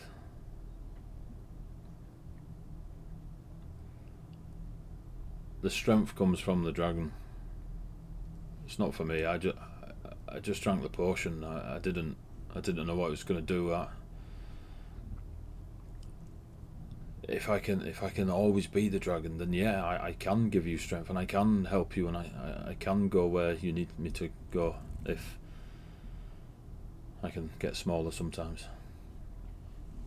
Wolfbearer is walking round to where Althea and Remy are now, near the discs. What were you saying, Etheria? Remy, the dragon didn't drink the potion, you did.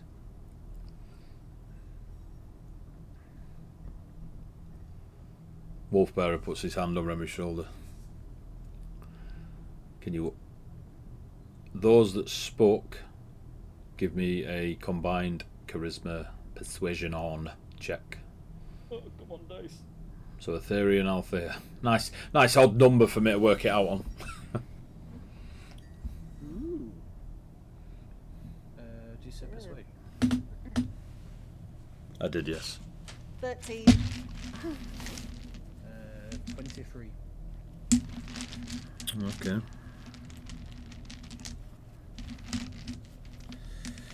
Where are you, bastard?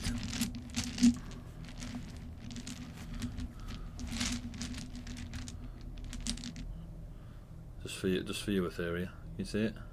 Look at it, Etheria. Look at it! It's very tiny. Wow. Is that that one?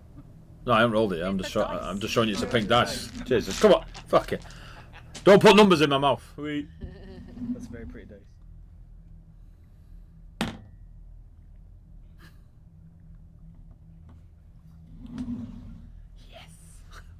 Shit's weird. Just accept it.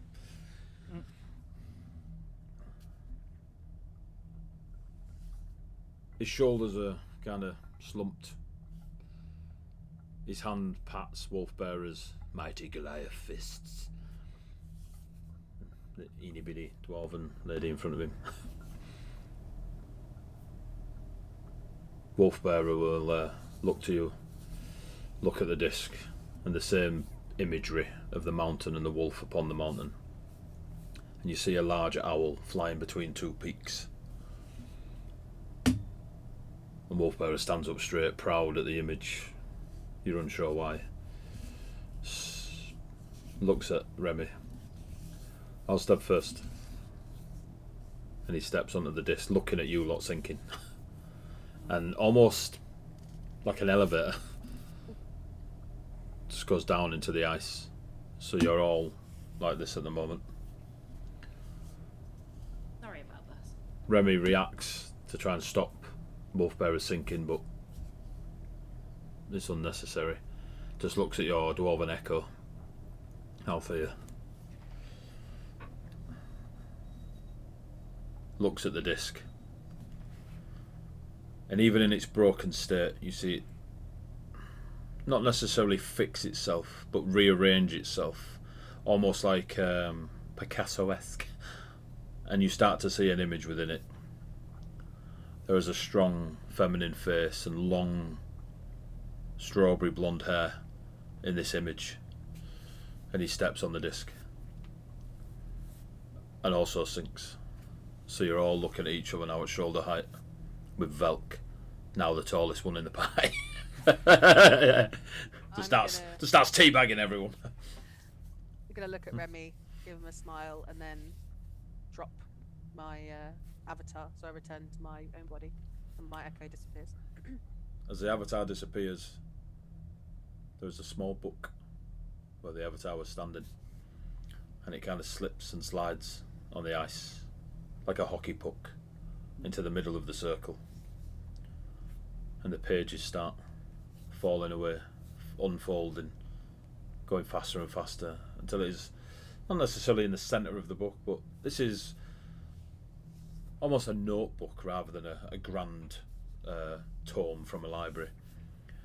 And you start to see, very similar to Velk when he does his imagery and illusions on a night, you start to see a mirror image of a wizard, several versions of themselves all around, and you recognise it as the Hydra that you fought above. You see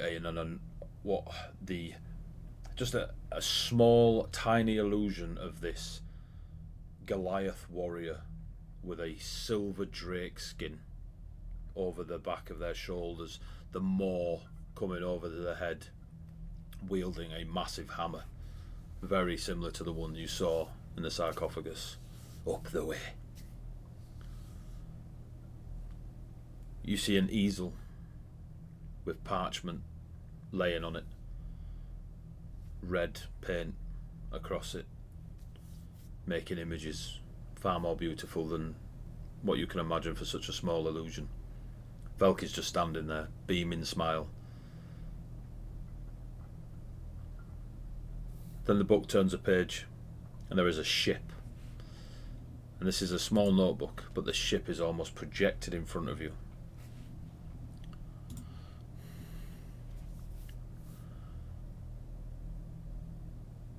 A galleon to those that know the seas. 3 masts, broad sails. Imagery on the sail, on the main sail, is a hind, a beautiful, beautiful looking deer. Upon the back sail, there is a great stag with golden antlers on its hind legs, and the antlers kind of reach up to a flag just flapping in the wind. A silver drake on the flag. Right at the front of the ship, you've seen many of you have seen the navies, probably not rare, of the nations that you are from, your respective nations, and they decorate them in different ways. But a common way is to have a busk of sorts at the front. And there is the stag and the hind, the stag behind the hind and the front of the ship, antlers wrapping up and back across the ship.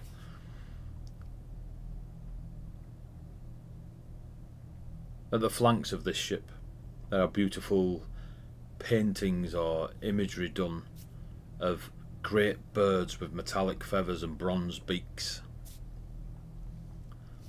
all going down the side of it. There are crystalline looking rocks, like chunks of gemstone, that take the colour of blues, whites, smoke, very pale smoke greys, and they kind of sat at the back of the ship, in either side, part of the wood and design itself. You see a crew upon there. You see Bahamut wielding the celestial hammer. You see the Hydra.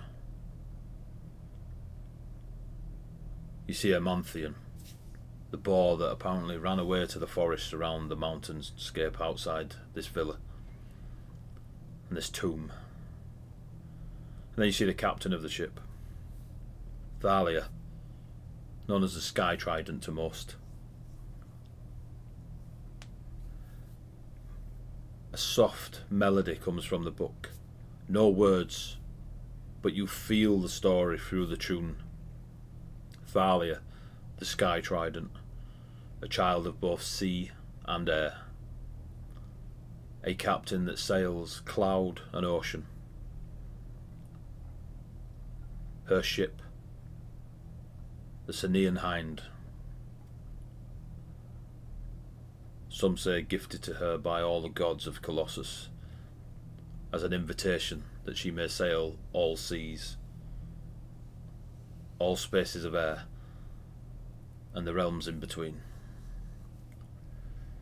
It is a very exaggerated story of the adventures they had, where she captained the ship and took the Ergasia, these heroes, to the places they needed to fight armies of minotaurs and dragons that were laying waste to Atoria, evil, fairy-like creatures coming out of the shadows, led by elves illuminated, all very exaggerated, all carrying a hint of truth. The more and more you watch these stories unfold from this book, at first, Bjorn notices it, then Faze, Rhea. Remy has a glint of panic and awe in his emerald, beautiful eyes. Beautiful. But you are beneath the ice now. And it doesn't look like the ice is that thick when you look up and see the ceiling now of this body of water you're in. All around you, you see those 3-foot eel-like creatures with the broken bits of scale sticking out of their bodies as you are sinking deeper and deeper into this underground lake.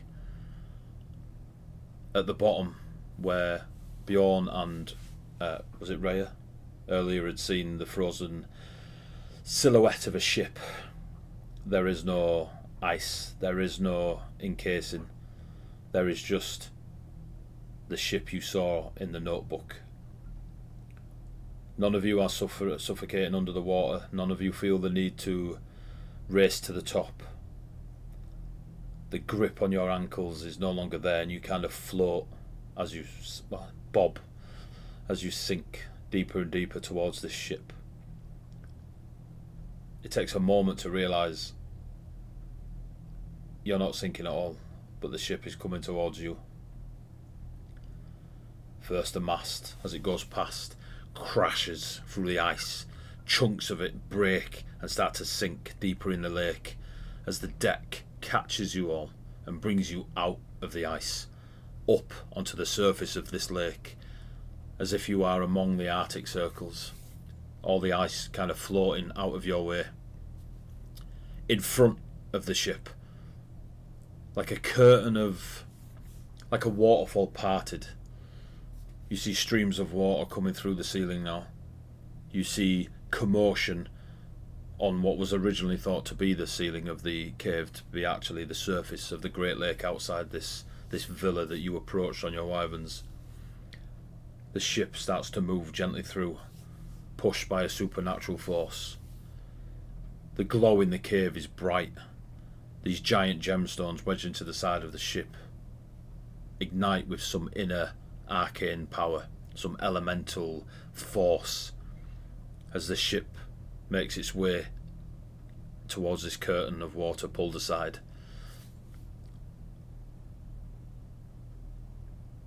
It is indescribable, the feeling that you currently hold, each and every one of you.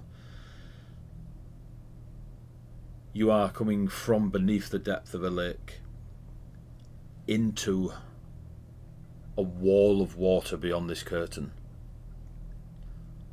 This pocket of air about to be left as the great ship, the Syrian Hind, sails into the body of water and starts to rise.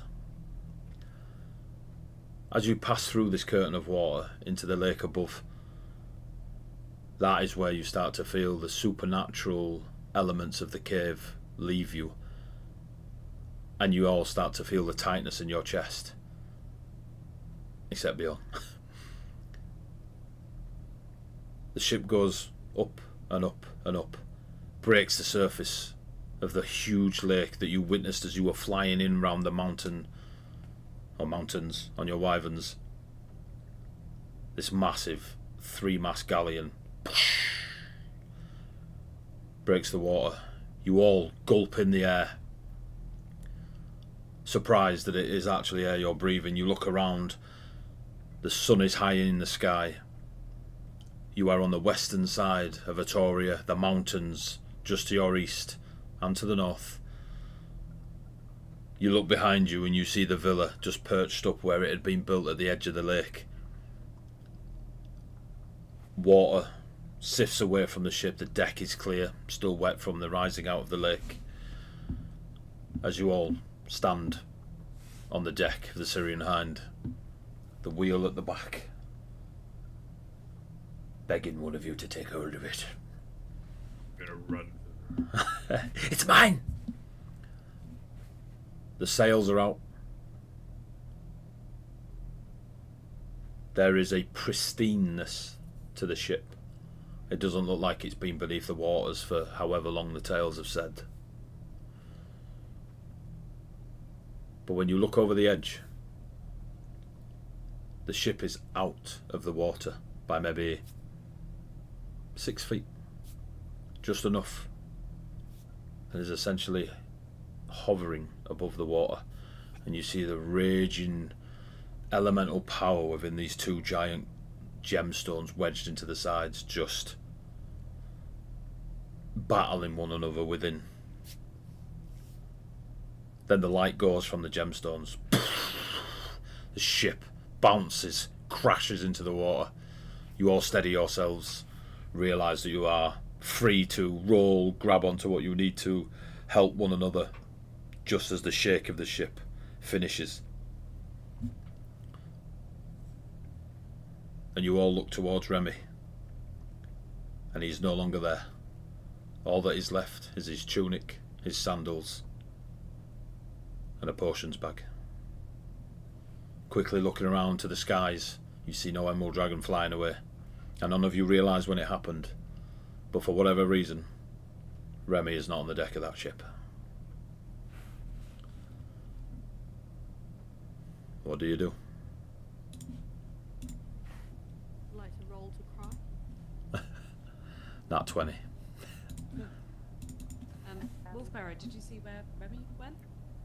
I did not. And Wolfbearer is now running about the ship, looking over the edge to see if Remy fell in. I don't see him anywhere. In his bag. What's in his bag? Wolfbearer looks at you in almost disgust at I that know question what's in you've his just bag, but asked. Did he take something? Did he take a potion? I don't know. I see no empty bottles, and you see Wolfbearer like opening his bag, and there's some bottles are labelled now, some are still not labelled, different colours in them. I'm gonna fly up and see if I can spot him in the water. Give me a perception check. Look in the air as well, Rhea. He could have re-dragoned. And ninjaed away without anyone seeing him. Yeah. There was a lot going on. Dirty 20. Okay. You take to the skies.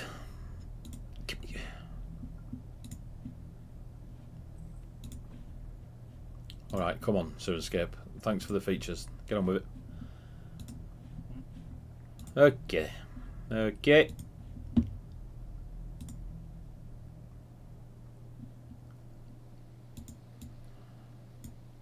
That just makes me need to pee. Cool. Good. You take to the skies. You're looking around the place. You can't see Remy. And you feel the pitter-patter of rain falling upon your wings. And a donkey. What the friggin' hell was that? Cheers, Sirenscape. Thanks for ruining the moment. You see a flying donkey. You ain't never seen a superfly. And That's Remy. yeah. Remy. Just see Shrek. Yeah. As the rain starts to pitter-patter on your feathers and you kind of fly there and you hold out your hands, the rain is green, like ink has been added to it. And it starts to rain all about you on the river. You can see now all the ripples on the massive lake and where the river is, a distance away. You flew in on your wyverns. Can you specify the shade of green? It's got an emerald green sheen to it. Sweat. Fucking Ron seal, you know what I mean? You liquidized my dragon. And the raindrops have a inky green coloration to them, of an emerald nature. But you don't see Remy. What you do see, do you see you got a 20? Yeah. What you do see is the discs that you were stood on the ship, yep, they are around the central mast. Yep. Mm-hmm. Remy's is broken, like shattered to a million pieces, just a little pile of dust just sat there, whereas the others are no longer silver but gold. Okay. Is there anything else I spot? Your wyverns chilling out in the forest. That's fine, as long as they're still there. That's the main thing. I mean, they're specks, but you can see They're there. where you left them. You now recognise the lay of the land. This is where you flew in, landed, and headed into the villa. So you are out on the lake. Okay. I'll fly back down to the deck. I can't see Remy anywhere. Have we all noticed the green rain as it's falling on us now? Yeah, it's raining everywhere. Like yeah, it is. that's the reason I'm not going to mention it, because I'm like, it's quite obvious. I was like, but, and I point to where he was standing on the disc to show that it's shattered. Did we just sacrifice Remy for a boat? Tell the rain. The rain is linked to Remy, right? Remy was having some anxiety issues before we did it. Maybe he can still hear you. Maybe you should tell him how you feel about everything. Speak to the rain, Althea. I've told him how I feel. He knows how I feel. I told him. You dragged him in and told him you needed help. You didn't exactly reassure him. I did. I told him that he is the only person that has consistently come through for all of us. He didn't think that he was brave enough, but he knows deep down that he is. Because when it gets to the crunch and when we really need him, he's there despite his own anxiety, despite what he thinks he can and can't do. He just does it because he's the best of all of us. And now he's gone and it's raining green and I don't know what to do. That was just pretty looks much what like I was aiming for, correct? Really, really defeated. Raya is just going to go over and just hold Althea for a minute. Did you see what his picture was before he stepped onto his disc? We all saw pictures of home. His was you. And now he's gone, and I'm here. I'm still here. He can still be with me, but I don't know where he's gone. Can I go and look at his disc? Like, look at it closely. Give me an investigation check.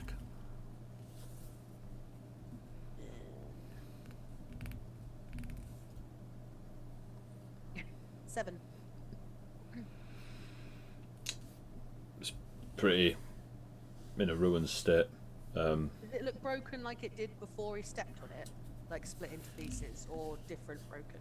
It looks dust, like Dust. there's just a pile of dust. There's no... It's just where the area of the disc would have been is just a pile of dust. And you're kind of pushing your hands through it, but you're not too committed to flinging the dust everywhere. You're just kind of annoyed, upset, etc.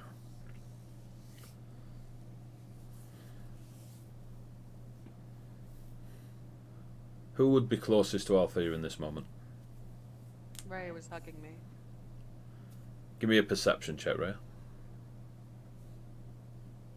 Okily dokily.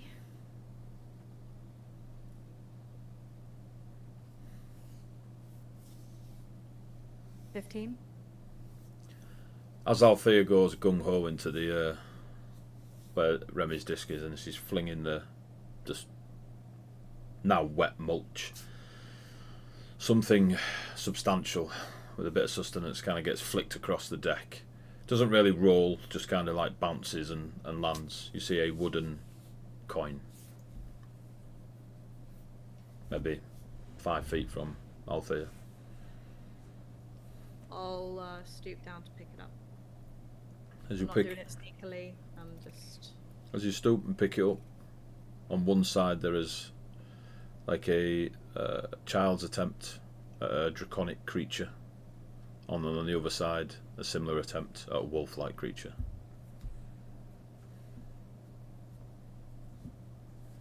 I place my hand on Althea's shoulder as she's digging through the stuff, and I hand her the coin. Wolf bearer?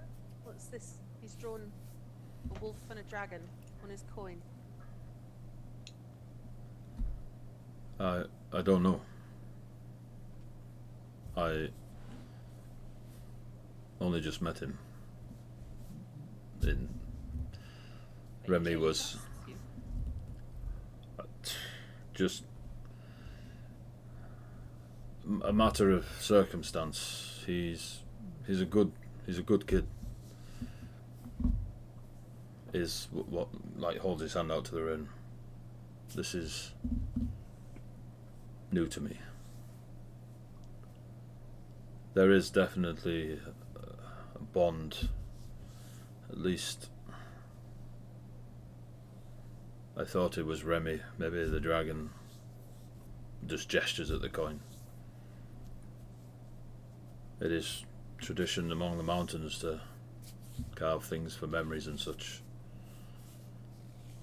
And he steps towards you, Althea, and he, assuming you allow him and don't stab him in the face, he'll close your hand over the coin and put his hand on top of yours. You meant a lot to him. Don't say that, because that is past tense, and that sounds like he's dead, when he's not. He's not gone. He just kind of like shakes and let us find him. Yes. Belk, you've been looking like you're going to say something for like 3 hours. at least 3.5 minutes. I feel like you're figuring it out. It's good. Felt standing there, pride across his face. In fact, I will. Althea and Wolfbearer, think about Magali Volta's position and what it meant within the Seven, of how Magali Volta was caring and guided Bahamut, and how Magali Volta was always with Bahamut.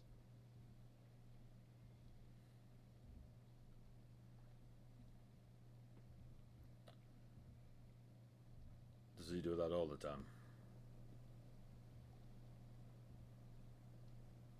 What did you say? Does he do that all the time? Gesturing at Velk. Yeah, yes, he does. We're still working it out, and we've been with him for a while now. He reminds me of a monkey I once saw dancing. Was it a fluffy one? Had this strange wand. Kept... I mean, I don't like. Althea's just like a loss, looking at everyone else. Like, I don't know what we do now. How do we?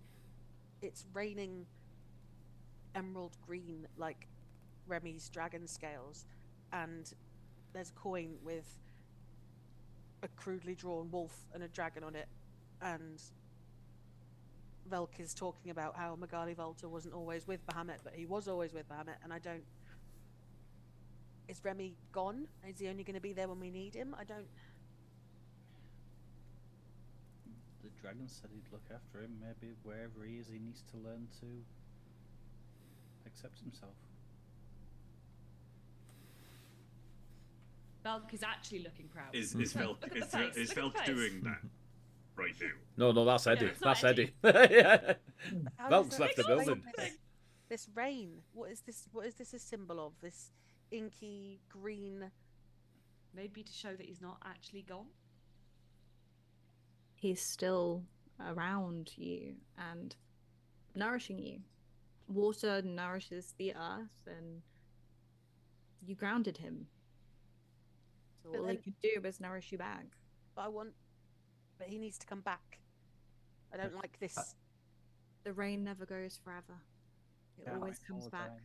Althea thinks about her words to Remy and how she told Remy that he's always there and will always be there at the exact moment that he is needed.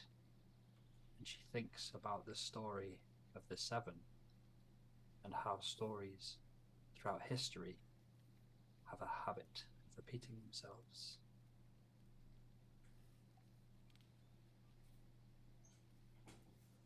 I think from that, Althea, that Remy's probably safe. And you'll see him again. Althea's just going to do a big, very dramatic scream into the sky at the green rain, lob the coin somewhere on the deck, and then just storm off somewhere. Not over the edge specifically, but just lobbing the coin across. Yeah, wing. Well, fuck all you. Just the other side of the deck, like straight down the boat rather than over the side, and she'll just rage off somewhere.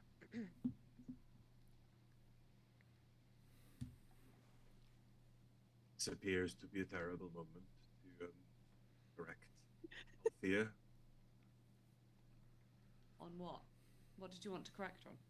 Althea said boat. This is a ship. Boats are much smaller. I was waiting for the It's a terrible moment to say how pleased I am with our new galleon.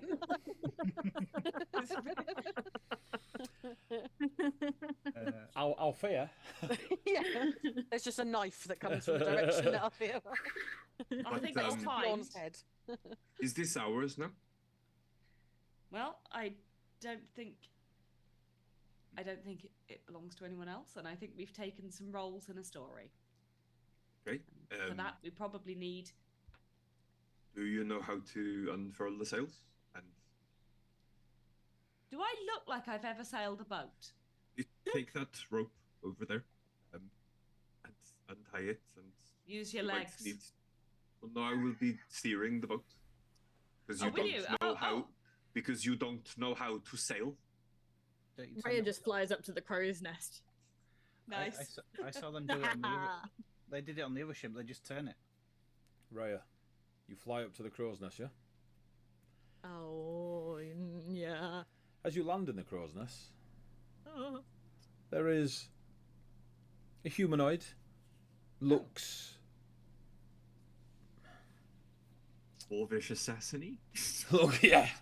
Hello, Is that what you beastie. call it? Is Got he some holding on his ginger hair. She's on the sticking out his last nose. hair of Althea, which will be campaign 2. They have a very like Maori-esque sort of styling of tattoos across one half of their face that goes beyond their neck and beneath the clothing they are wearing. But the Really quickly, before you carry on with this, is Velk on the deck? Ivelk is, yeah. Cool. Carry on. He's good, not fast. I mean, there's a difference. He's got a long white moustache. I don't Is know. Velk Sometimes he in has a tendency eyesight? just to disappear. Oh my god. But the coloration of the markings has a many shades of blue, like starting like dark and near the neck, and it comes into sky blues, and there's a bit of teal going under the jawline and such. Their ears are of elven sort of similar to the Fae. Rather than being long and extended like a lot of the elves of Fae, they kind of got a shorter look to them. Their eyes are like clouded orbs, like blind eyes almost, but they are clearly following you as you go up there. They have a youthful look to them. They are in the garb of someone that probably spends a lot of time in the forest.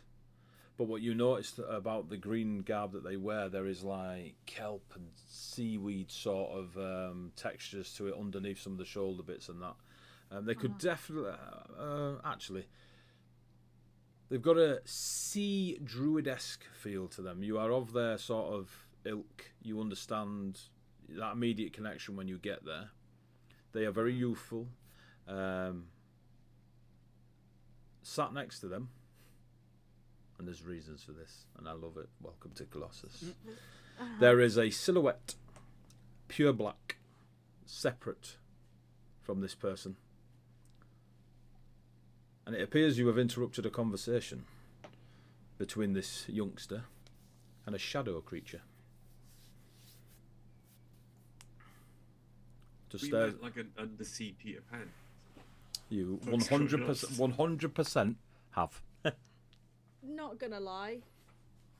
Rhea's automatic would just be like a yelp, like ah, and just kind of You fly back okay? a little bit. Do you just fly back, like out of range fly back, or just a bit surprised to see them? Like surprised to see them, like, oh shit, sort of thing, because I'm not thinking people are going to be on this boat. Sorry, galleon. Thank you. You're welcome.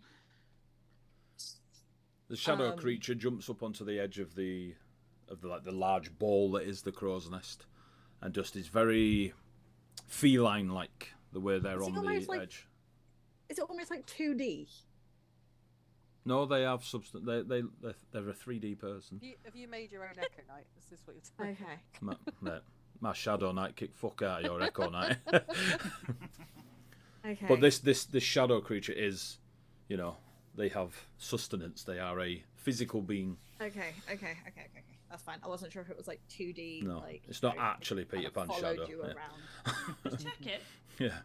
I mean, it's very close. I probably get sued, but there was a flying ship in Peter Pan. Like, this is all adding up. It's all coming together. But was there a Tarrasque? There Oh, should have no, been. there was a crocodile. Penglar is just an anagram of Captain Hook. Jesus Christ. Spelt it my way. I've got Peter Pan tattoos. Don't do this to me. Well, now it's got a. The youthful-looking sea druid just stands, doesn't jump on the side. The feline sort of behaviour of the shadow creature, now that you spot it, it's very similar to when your people go hunting in the forests, when those that stray into the woods and shouldn't be there, those of your kin would hunt with a creature. Some humans and such would use hunting hounds, or some folks would use wolves, or some folks use like falconry and stuff like this. Yeah. There's definitely that bond vibe you get that the sea druid and the shadow creature. The shadow creature it's got a bit more bestial essence to it, and is watching you through, well, eyes you can't see. And this blind sea druid just stares at you. Smile slowly appears on their face. Is it like a sinister smile or a No, friendly just. smile? I mean, they're not childlike, but they are very young. Okay. But you yourself you've got a few seasons on you, but you are youthful. Yeah, I'm young amongst the kind. Exactly, and there is that vibe that you're meeting another of a similar, similar age or generation, however you want to, however Rhea wants to interpret it. But it isn't sinister. It's kind of nice to meet you. Smile. Oh, Ray will just go, oh, hi. They put their hand out, not to you, just to the side of you, as if they think you're there. Oh, sorry, I'm a bit further away. I'm just gonna squeeze in here, just kind of get into the crow's nest and like shake their hand.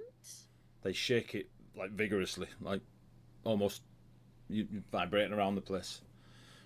And then they take a long deep breath. Oh, that's been a long time. And they're kind of looking at the mast that comes through the crow's nest rather than you that's just side of it. It's like their spider sense is slightly squiff. Okay. So confirmed blind. But like the hunting familiars that we have in the forest, probably uses his shadow familiar as his eyes. As you look over your shoulder, the shadow creature is like at the back of your head. You take the In my face, yeah. Yeah, I would have guessed it's been a long time. What are you doing here in a boat that was stuck under some ice? Well, it's a very long story, but and just I kind have of a lot of time. just pats the mast, works the way around the mast, like catches a feather, and then turns a bit more to face you. I work for the captain, Thalia. She told me to keep an eye on the ship. It got really cold, really fast. And then I could hear footsteps, and plinking of water, and then I saw some pink scales, which I thought was some of the lizards from back home. But then there was lots and lots of pages that kept falling on the deck, and I kept cleaning them up. And then I couldn't find Bahamut. I went looking around, and then my friend here reaches their hand out, but holds their hand, and the shadow creature nuzzles in to the hand. My friend here told me that there was like a big cat hunting around the place, and then well, it's been crazy. We didn't hear anything about. These are beautiful, and just kind of softly touches the feathers around you, unless you thunderbolt him to death. But yeah, I've not seen Thartlia for a while. The rest of them they were arguing, and I went ashore and got some supplies. Then I came back to the crow's nest, and it got colder, and then I didn't feel like moving so much. And then there was a red cloak that I found up here, so I wrapped it around myself, and then I could see two people talking in a fire. I think it was a dream. I sometimes go into the dreams and look a bit closer, and they were talking to each other. One was all metals and woods and magic pouring through them, and the other was this beautiful dark-haired lady. It's been surreal. But when the ice came, I just hid in a dream and waited. What year is it to you? I don't know. I've never really counted the years. There's so many of them. What was the last year that you remember? Like I say, we don't record the years. There's loads and loads of them. Maybe when I was young, but what year is it to you? Yeah, Mother Kipper. Well, I don't know. If I was given more lore to be told what year it was, it might be more helpful. But, Like Rhea would remember. Yeah, that's true. Like Anna would remember. Like I would remember. I would. I'd be it's the 7,000th season. No, Tell Rhea it's year one. It's year one. You should have winged Rhea, it. One year after Remy. Yeah, so many years to remember. So we're pretty high up at the moment. We're in the crow's nest. Do you remember going for a nap there? Yeah, that's where I came and hid in the dream. Okay. It was cool. warmer. Do you want to come down to the deck? I've got some friends and acquaintances that would probably love to hear your story. Are I don't think I'd do it justice. they going to hurt me? No. Maybe. Nah, they won't. You nearly had me. You were so close, so close. You hear a growl come from the shadow creature. Oh, chill. It's all right. And again, puts her hand out. Doesn't really know where the shadow creature is, and waits for the creature to kind of touch them to let them know where they are. It's okay. It's okay. I can come down. Okay. Give me a second. Let me just explain, because I think the last thing they heard from me was the yelp of surprise. So let me just tell them before you come down, just in case that they also yelp with surprise, because I think they'd be quite embarrassed. Okay. Okay, cool. I'm gonna fly back down onto the deck and be like, right, there's someone and something in the crow's nest. They worked for Thalia, but like in a nice way. They've been in a dream or something like that. They seem really lovely. Please don't attack them. Looks at Althea. Althea stormed off. Althea is in like the other side of the boat, Ah, okay. hitting a wall or Brooding. something. Yeah, I will warn kicking the Althea shit out of a door. thusly, and try and calm her down, because maybe we can get some answers. But yeah, I don't know what their name is, but they're coming down now. Okay. Fine by me, Okay. if you say they're okay. They for now. They've been there a really long time. Yeah. I don't think they know that. I don't think they know how long they've been in there. But anyway, she's gonna fly back up and be like, "Cool, they'd love to meet you.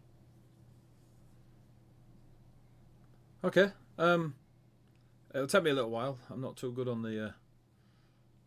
See, where's that donkey again? That's been following me around for years. I tell you. I can give you a lift if you want. Like I can. Are you strong? Shall we see? Wow! Give me a persuasion check. Do you want to see if we both plummet to our death down this? A dirty 20. I believe you. Fantastic. I just One You dice see- off. Catch me, you see him just step off the crow's nest with his arms out into the air. Catch him! I just dive to catch him. The shadow creature also dives. Give me Awesome. a dex check. Another dirty 20. Well, I got a nat 20. So, as you both dive, you see this shadow creature. As it dives off, before it had this humanoid silhouette shape to it, and even though it was moving around in that sort of feline-like grace, as it dives off, the silhouette becomes a similar shape to yourself, and you both dive towards this blind druid who is just this young boy, just falling, looking for his happy place. You see a fairy just fly past and dust him. The creature that is now in a similar silhouette to yourself, almost like it's your shadow if you were to fly over a desert with a high sun, That's kind of cool. wraps its wings, these shadow wings, around the blind druid, and sort of like a cloak. You know when you flap a sheet, and it does that like snapping in the air, and it disappears and reappears. It doesn't disappear. It kind of goes really small and unravels at the bottom of the mast in front of you lot, in such a way that the shadow creature rolls, bumps, bangs against the side of the ship, and the blind druid kind of just bump on his butt, and he's facing the wheel, not you lot, and the shadow creature instantly, as it flicks straight towards the back of Althea as she's stomping away down the other side of the ship, it takes the form or a silhouette of a lioness just on the deck, snarling at you lot. Then when it sees Etheria, it goes into a large sort of toothed salamander silhouette, and it's kind of flicking between the lioness and this giant angry shadow of a lizard. And I'm gonna dive down to where the shadow is and be like, "It's okay, it's okay, it's we're fine. all safe." And you see the young druid kind of putting his hands out to nobody. It's fine. It's a friend of mine. It won't hurt you. Just, I'm Tep, and puts their hand out like this to nobody. I will go and shake their hand. Oh, Hello. and he holds both hands on your hand. You're the two people. And it's like, which hand is your metal one? Left. Yeah, Do- left. Yeah. So I would have reached out with my human hand. Yeah, my human hand. Take my strong My hand. human hand. You're I just the, gonna look at a picture of myself to work out which side was metal. It's been a while, yeah, alright? yeah. I don't know. You're the two people, and there's just patting you. Pleased to meet you. Kind of pulls themselves to their feet. They're now about 5 feet tall. Pleased to meet you too. You seem to have some difficulty with sight. That's because I'm blind. Were you always blind, or is that a more recent acquisition? My eyes were taken in the dream. Oh, that sucks. I'm sorry. That's all right. Come meet everyone else.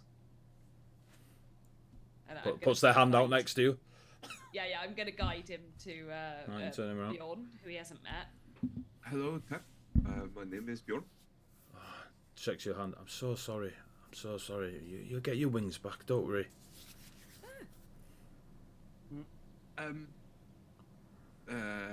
leans in as if to whisper, but faces the other way and whispers. I know you're not a dwarf. I like him. Tep, quick question. You used to work for the captain of the ship? Yeah.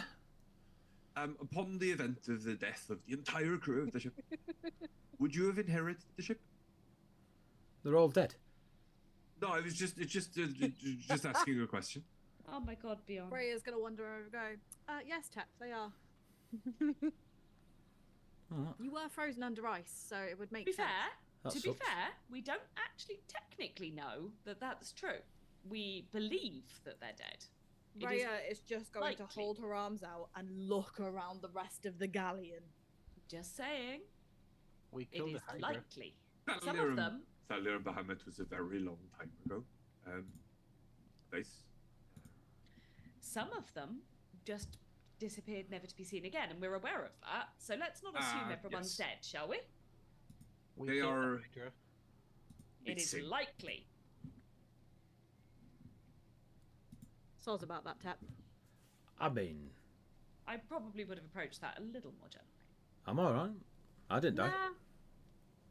He's a druid like me, so I am we're a pretty druid. all resilient. I am a druid. Or I was a druid. I haven't practiced it for a long time, but Yeah, I would it's, imagine you've been in a dream for a while. it makes you lazy in the dream. Something. Unless you lose your eyes, which you did, Soz. I didn't lose them; they were taken. Oh. I know where they are. Taken by who? Or by what? I think you folks, they're called nightmares. There's lots of different words. But do any of you know of the pharaohs, or the Sapphire Pyramid, or Portamir? Do I? You can see You're now that Tep is staring. talking to the mast.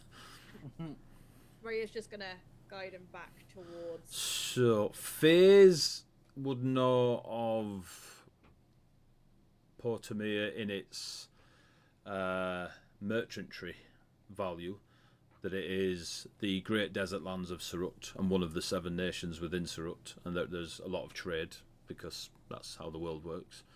But not necessarily about sapphire pyramids and pharaohs.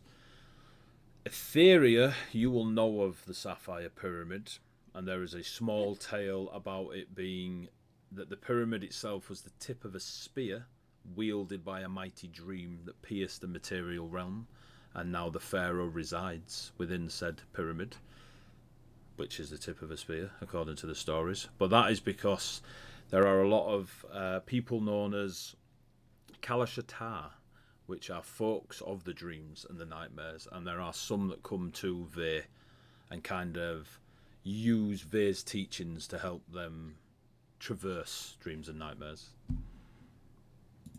Bjorn, nah, it's too much sand. I ain't got no time for that shit. Rhea, no. Althea, you will know of Surut and its 7 nations, and you will know of Portamir, but not so much detail, and you aren't there to hear the conversation anyway, so... Yeah, kicking the shit out of a door. Yeah.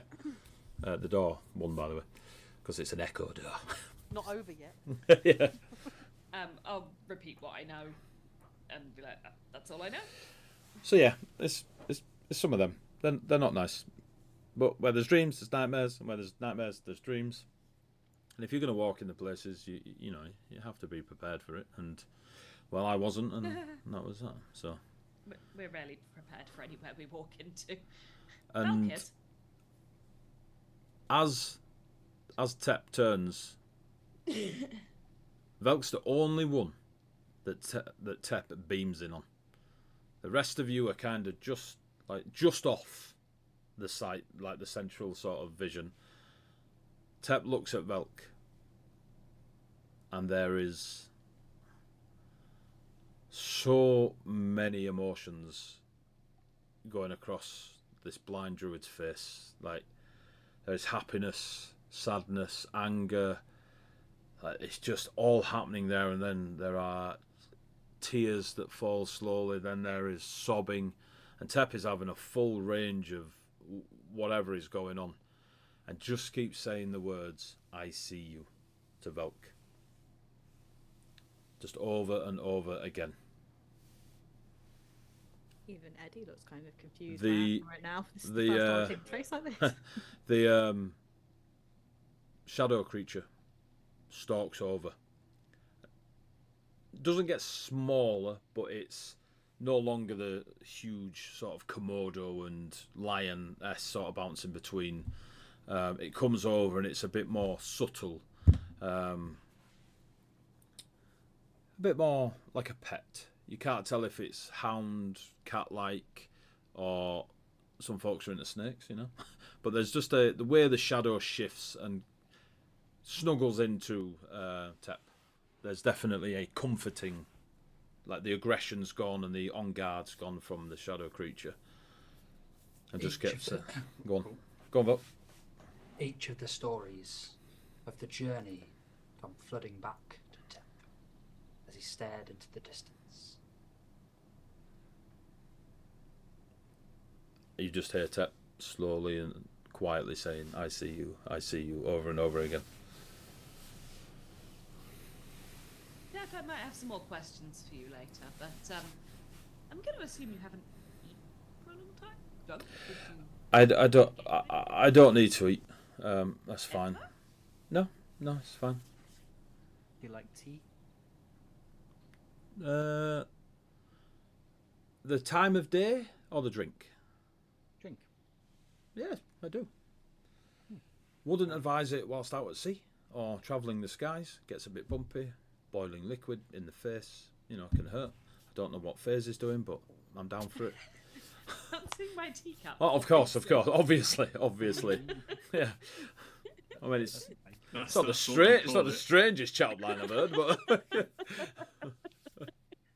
hello, Tep. You can't see this, but you know what I mean. You are about to. Well, yeah. So yeah, I like tea even more now, Etheria. Yeah. What are your names, by the way? I just guessed that. You guessed right. I'm a Feria of Vey. You're the one with the swords. Yes. The one playing with the wheelie thing, that's Bjorn. There's a wheel. It's not the wheelie thing, it's just the wheel. You're really weird about this, Bjorn. Yeah. I'll get the sails then. I just start unfurling the sail. The two peace lady, that's Vez, not Vez. I don't know where that came from. I have a vase. Put flowers in me. The angry one over there trying to punch a hole in the wall is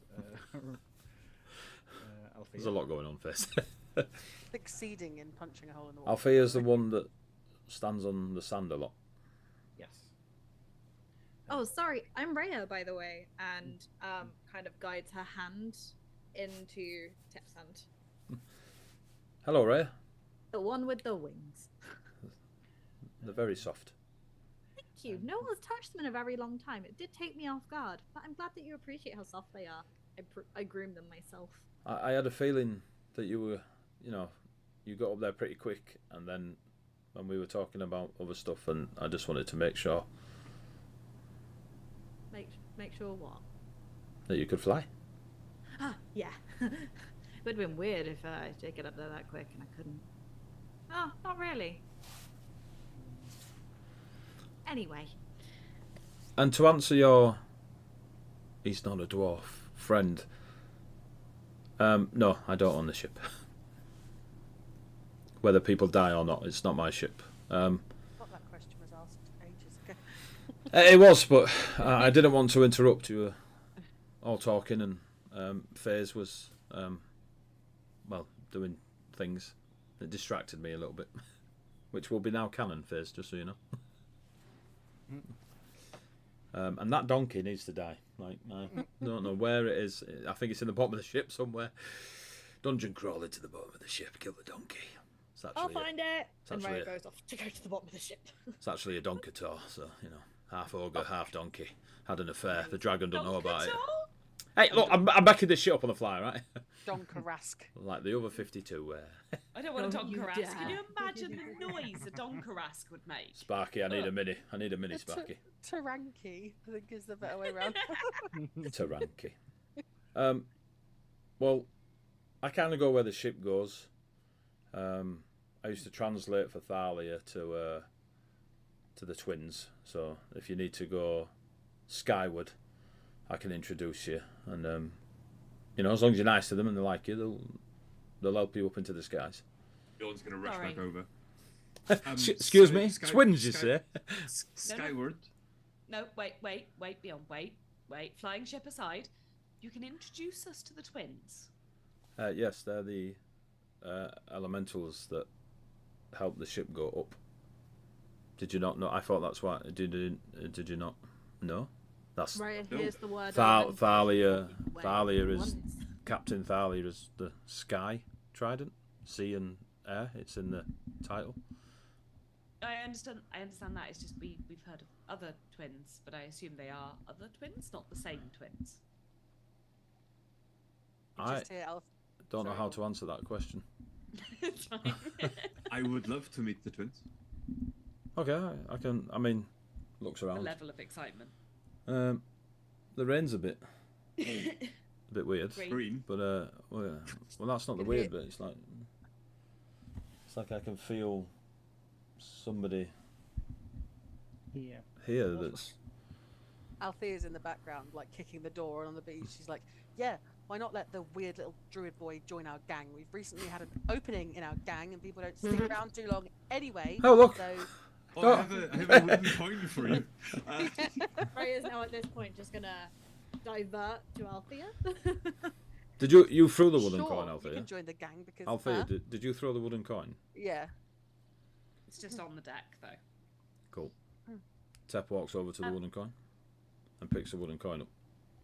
How, put that down. That's not for you. how did you see it? I didn't. I just knew it was here. Okay. Tep, can I ask? You said the rain feels like there's someone there. We're missing a dragon, or a Remy, who's a person, Both. not a dragon. There's no dragons in Colossus. Haven't been for years. Okay, but there was until very recently. A very careful with Althea. The She door's gonna she'll come beat off you his with this stick. hinges. There was until very recently a dragon, until we got the ship up to the surface, and then there wasn't a dragon. There was green rain. Put the coin down. Althea is very angry about the dragon because it's a friend of ours. If you want it, come and get it. And storm towards. It's him. not even close to the Althea, direction of don't do Althea. this, please, please, Althea. Gonna drop kick the no. Yeah, I'll just grab the coin out of his hand. There you go. Althea, maybe. Strength check. If you don't want it, don't leave it on the floor. It gets lost that way. Just storm back off again. If you don't want to lose There- something, there keep it is close. No room in our group. No interest in joining your group. He lives on the ship. Where guests of I'm his? just a translator. Where his Just a guests? chef. Who's like- Just a chef. You're not guests of mine. The twins might say otherwise, but Well, they don't technically own the ship either, just as a bit of leverage for yourselves.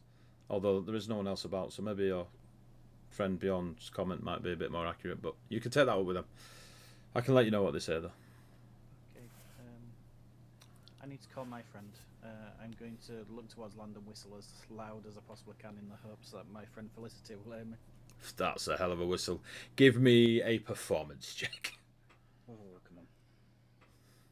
Tony, this is the most important role you'll ever make.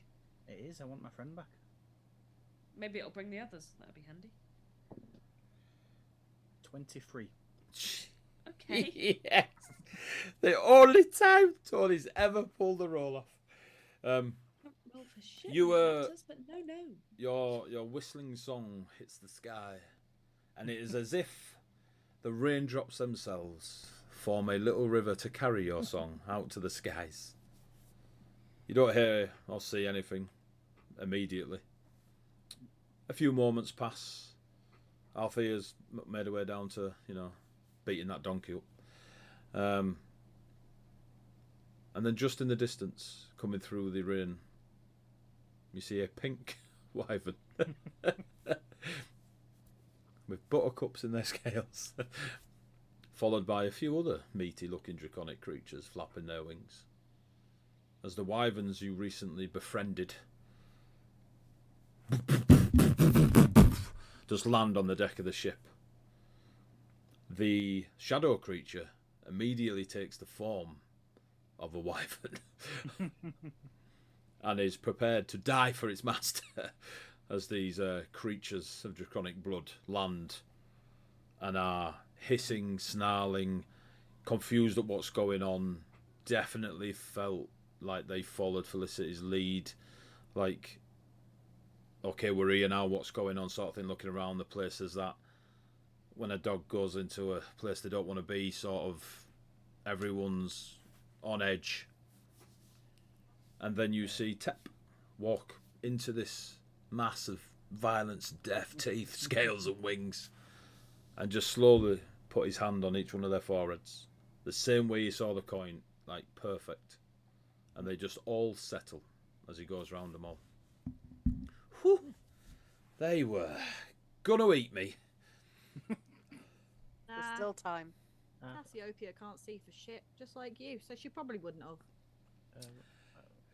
Okay. Looks at you. Looks in the direction of there and Voice. just makes that. That's what she thinks. But you can all see Tep doing it in the wrong direction.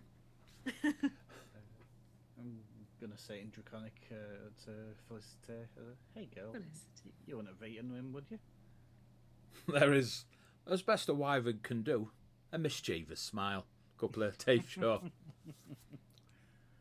Now, It's good to see you. the twins, because if we're here too long, Yep. they'll just break the ship with us on it. And if it's Yes, broke, please. it's it's not good. So we're gonna have to go points towards Althea. Like we're gonna have to go down the stairs, and just does that sideways shimmy to go past Althea, but it's so close to Althea, and the wall is so far behind him. He's definitely mixed the two up, and he's just feeling Althea, and he's like, oh shit, and just goes. Althea's Tep, I will. Bears him down. Althea's just flexing her boobs in his face. Yeah, fuck yeah. Please, Point the Tep, wall down. allow me to help. I swear to God, Bjorn, if you touch my boob. I was like, Go on, Shimmy No, Spot. I'm going to help Tep. Raya is And just they're gonna gonna- put a wing out in front of Bree, just to kind of protect her from being fondled. I'm What? gonna move Tep away. This from is them gently. the Sass would be proud, guys, at this operation you're pulling off here. And I'm going to call the session there. So, going forwards, you will have the twins to meet and deal with. Yes. Depending on how you deal with the twins, you may or may not receive a stat sheet for this ship. But I will leave that to you lot. So yeah, session 52 done, kids.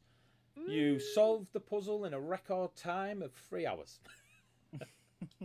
Cast a I fucking don't frost understand spell. how your brain works, but that's fine. We figure it out in the end by sort of blunt force. I was, And asking Velk what we think. I was like, Massively I was struggle. like, it's a frost cliff, and you all feel frost spells. Anyone have an arcane persuasion?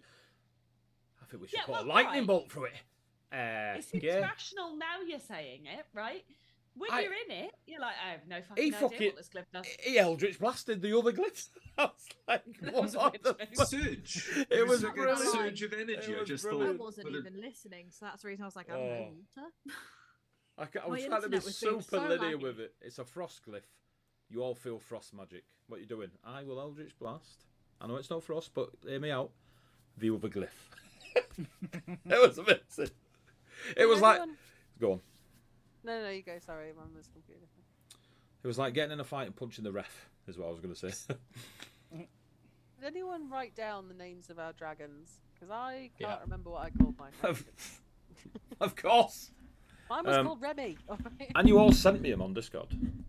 Yeah, but I don't that's what remember. I'm scrolling through my chat with you on Facebook and I can't find it. No, so I think you sent them in the chat. in the Discord Thank chat. you, Oh, Eddie. okay. Alex. Thanks, Yeah. Eddie.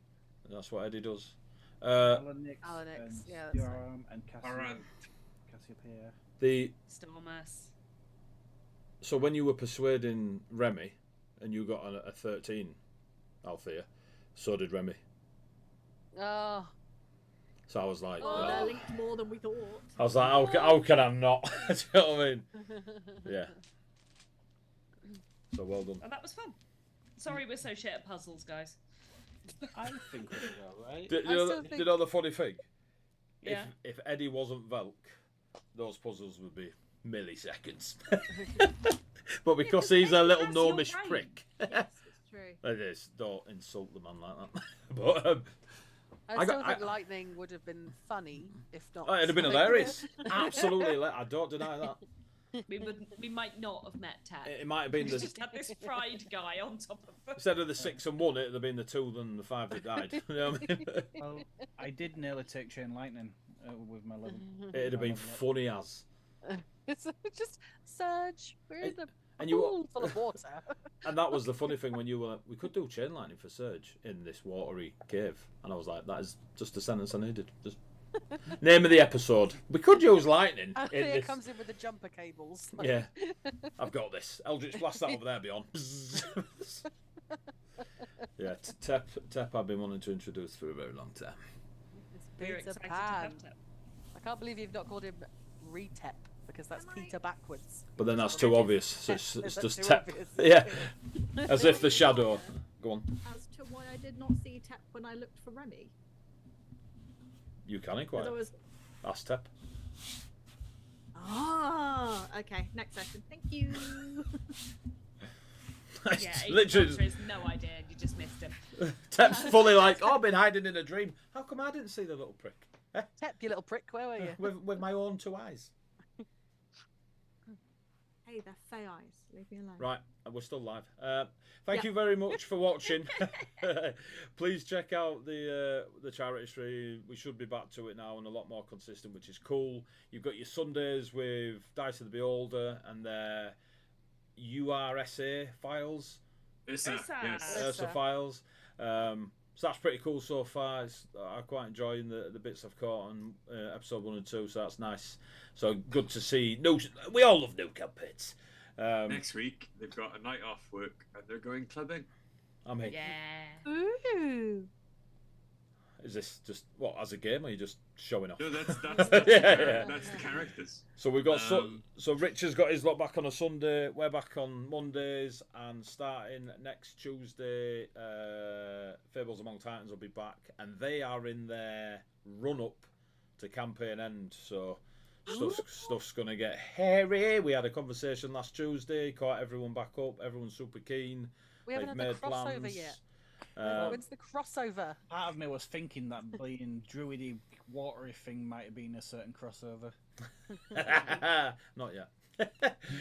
But yeah, so look after yourselves, nerds. We love you all and all that good stuff.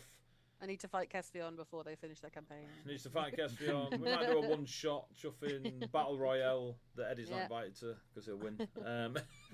Probably not as Velk, but he'll give it a go. I was going to say, Valk is not really the fighting character. Valk has many uses. That ain't it. So, Oh, Velka's Sketch, however, would so be. the players. Velka's commentator. That's pretty cool. What? So the Velka's players, you commentator. now have possibly a sailing flying ship. You have Galleon. your wyverns, and you have another level. So you're level 11, so which I'll change on the thing. So, but you've already done No, your we level don't ups. have. No, we don't have. A dragon. Yeah. Well, that'll work out really well for your dragon riding class, won't it? So, if you commit, I'll commit. But yeah, story's happening. You guys are getting to some proper crunchy stuff of it now. You've had your fun. It's not my time to ruin your lives. Emotionally wounded. Let's go. Again. After We the can't- day I've had. Yeah. We can't guarantee we're ever going to be your best behaved group, but we'll do some interesting shit. Right. Say goodnight, players. Good night, love. Nice. Ciao.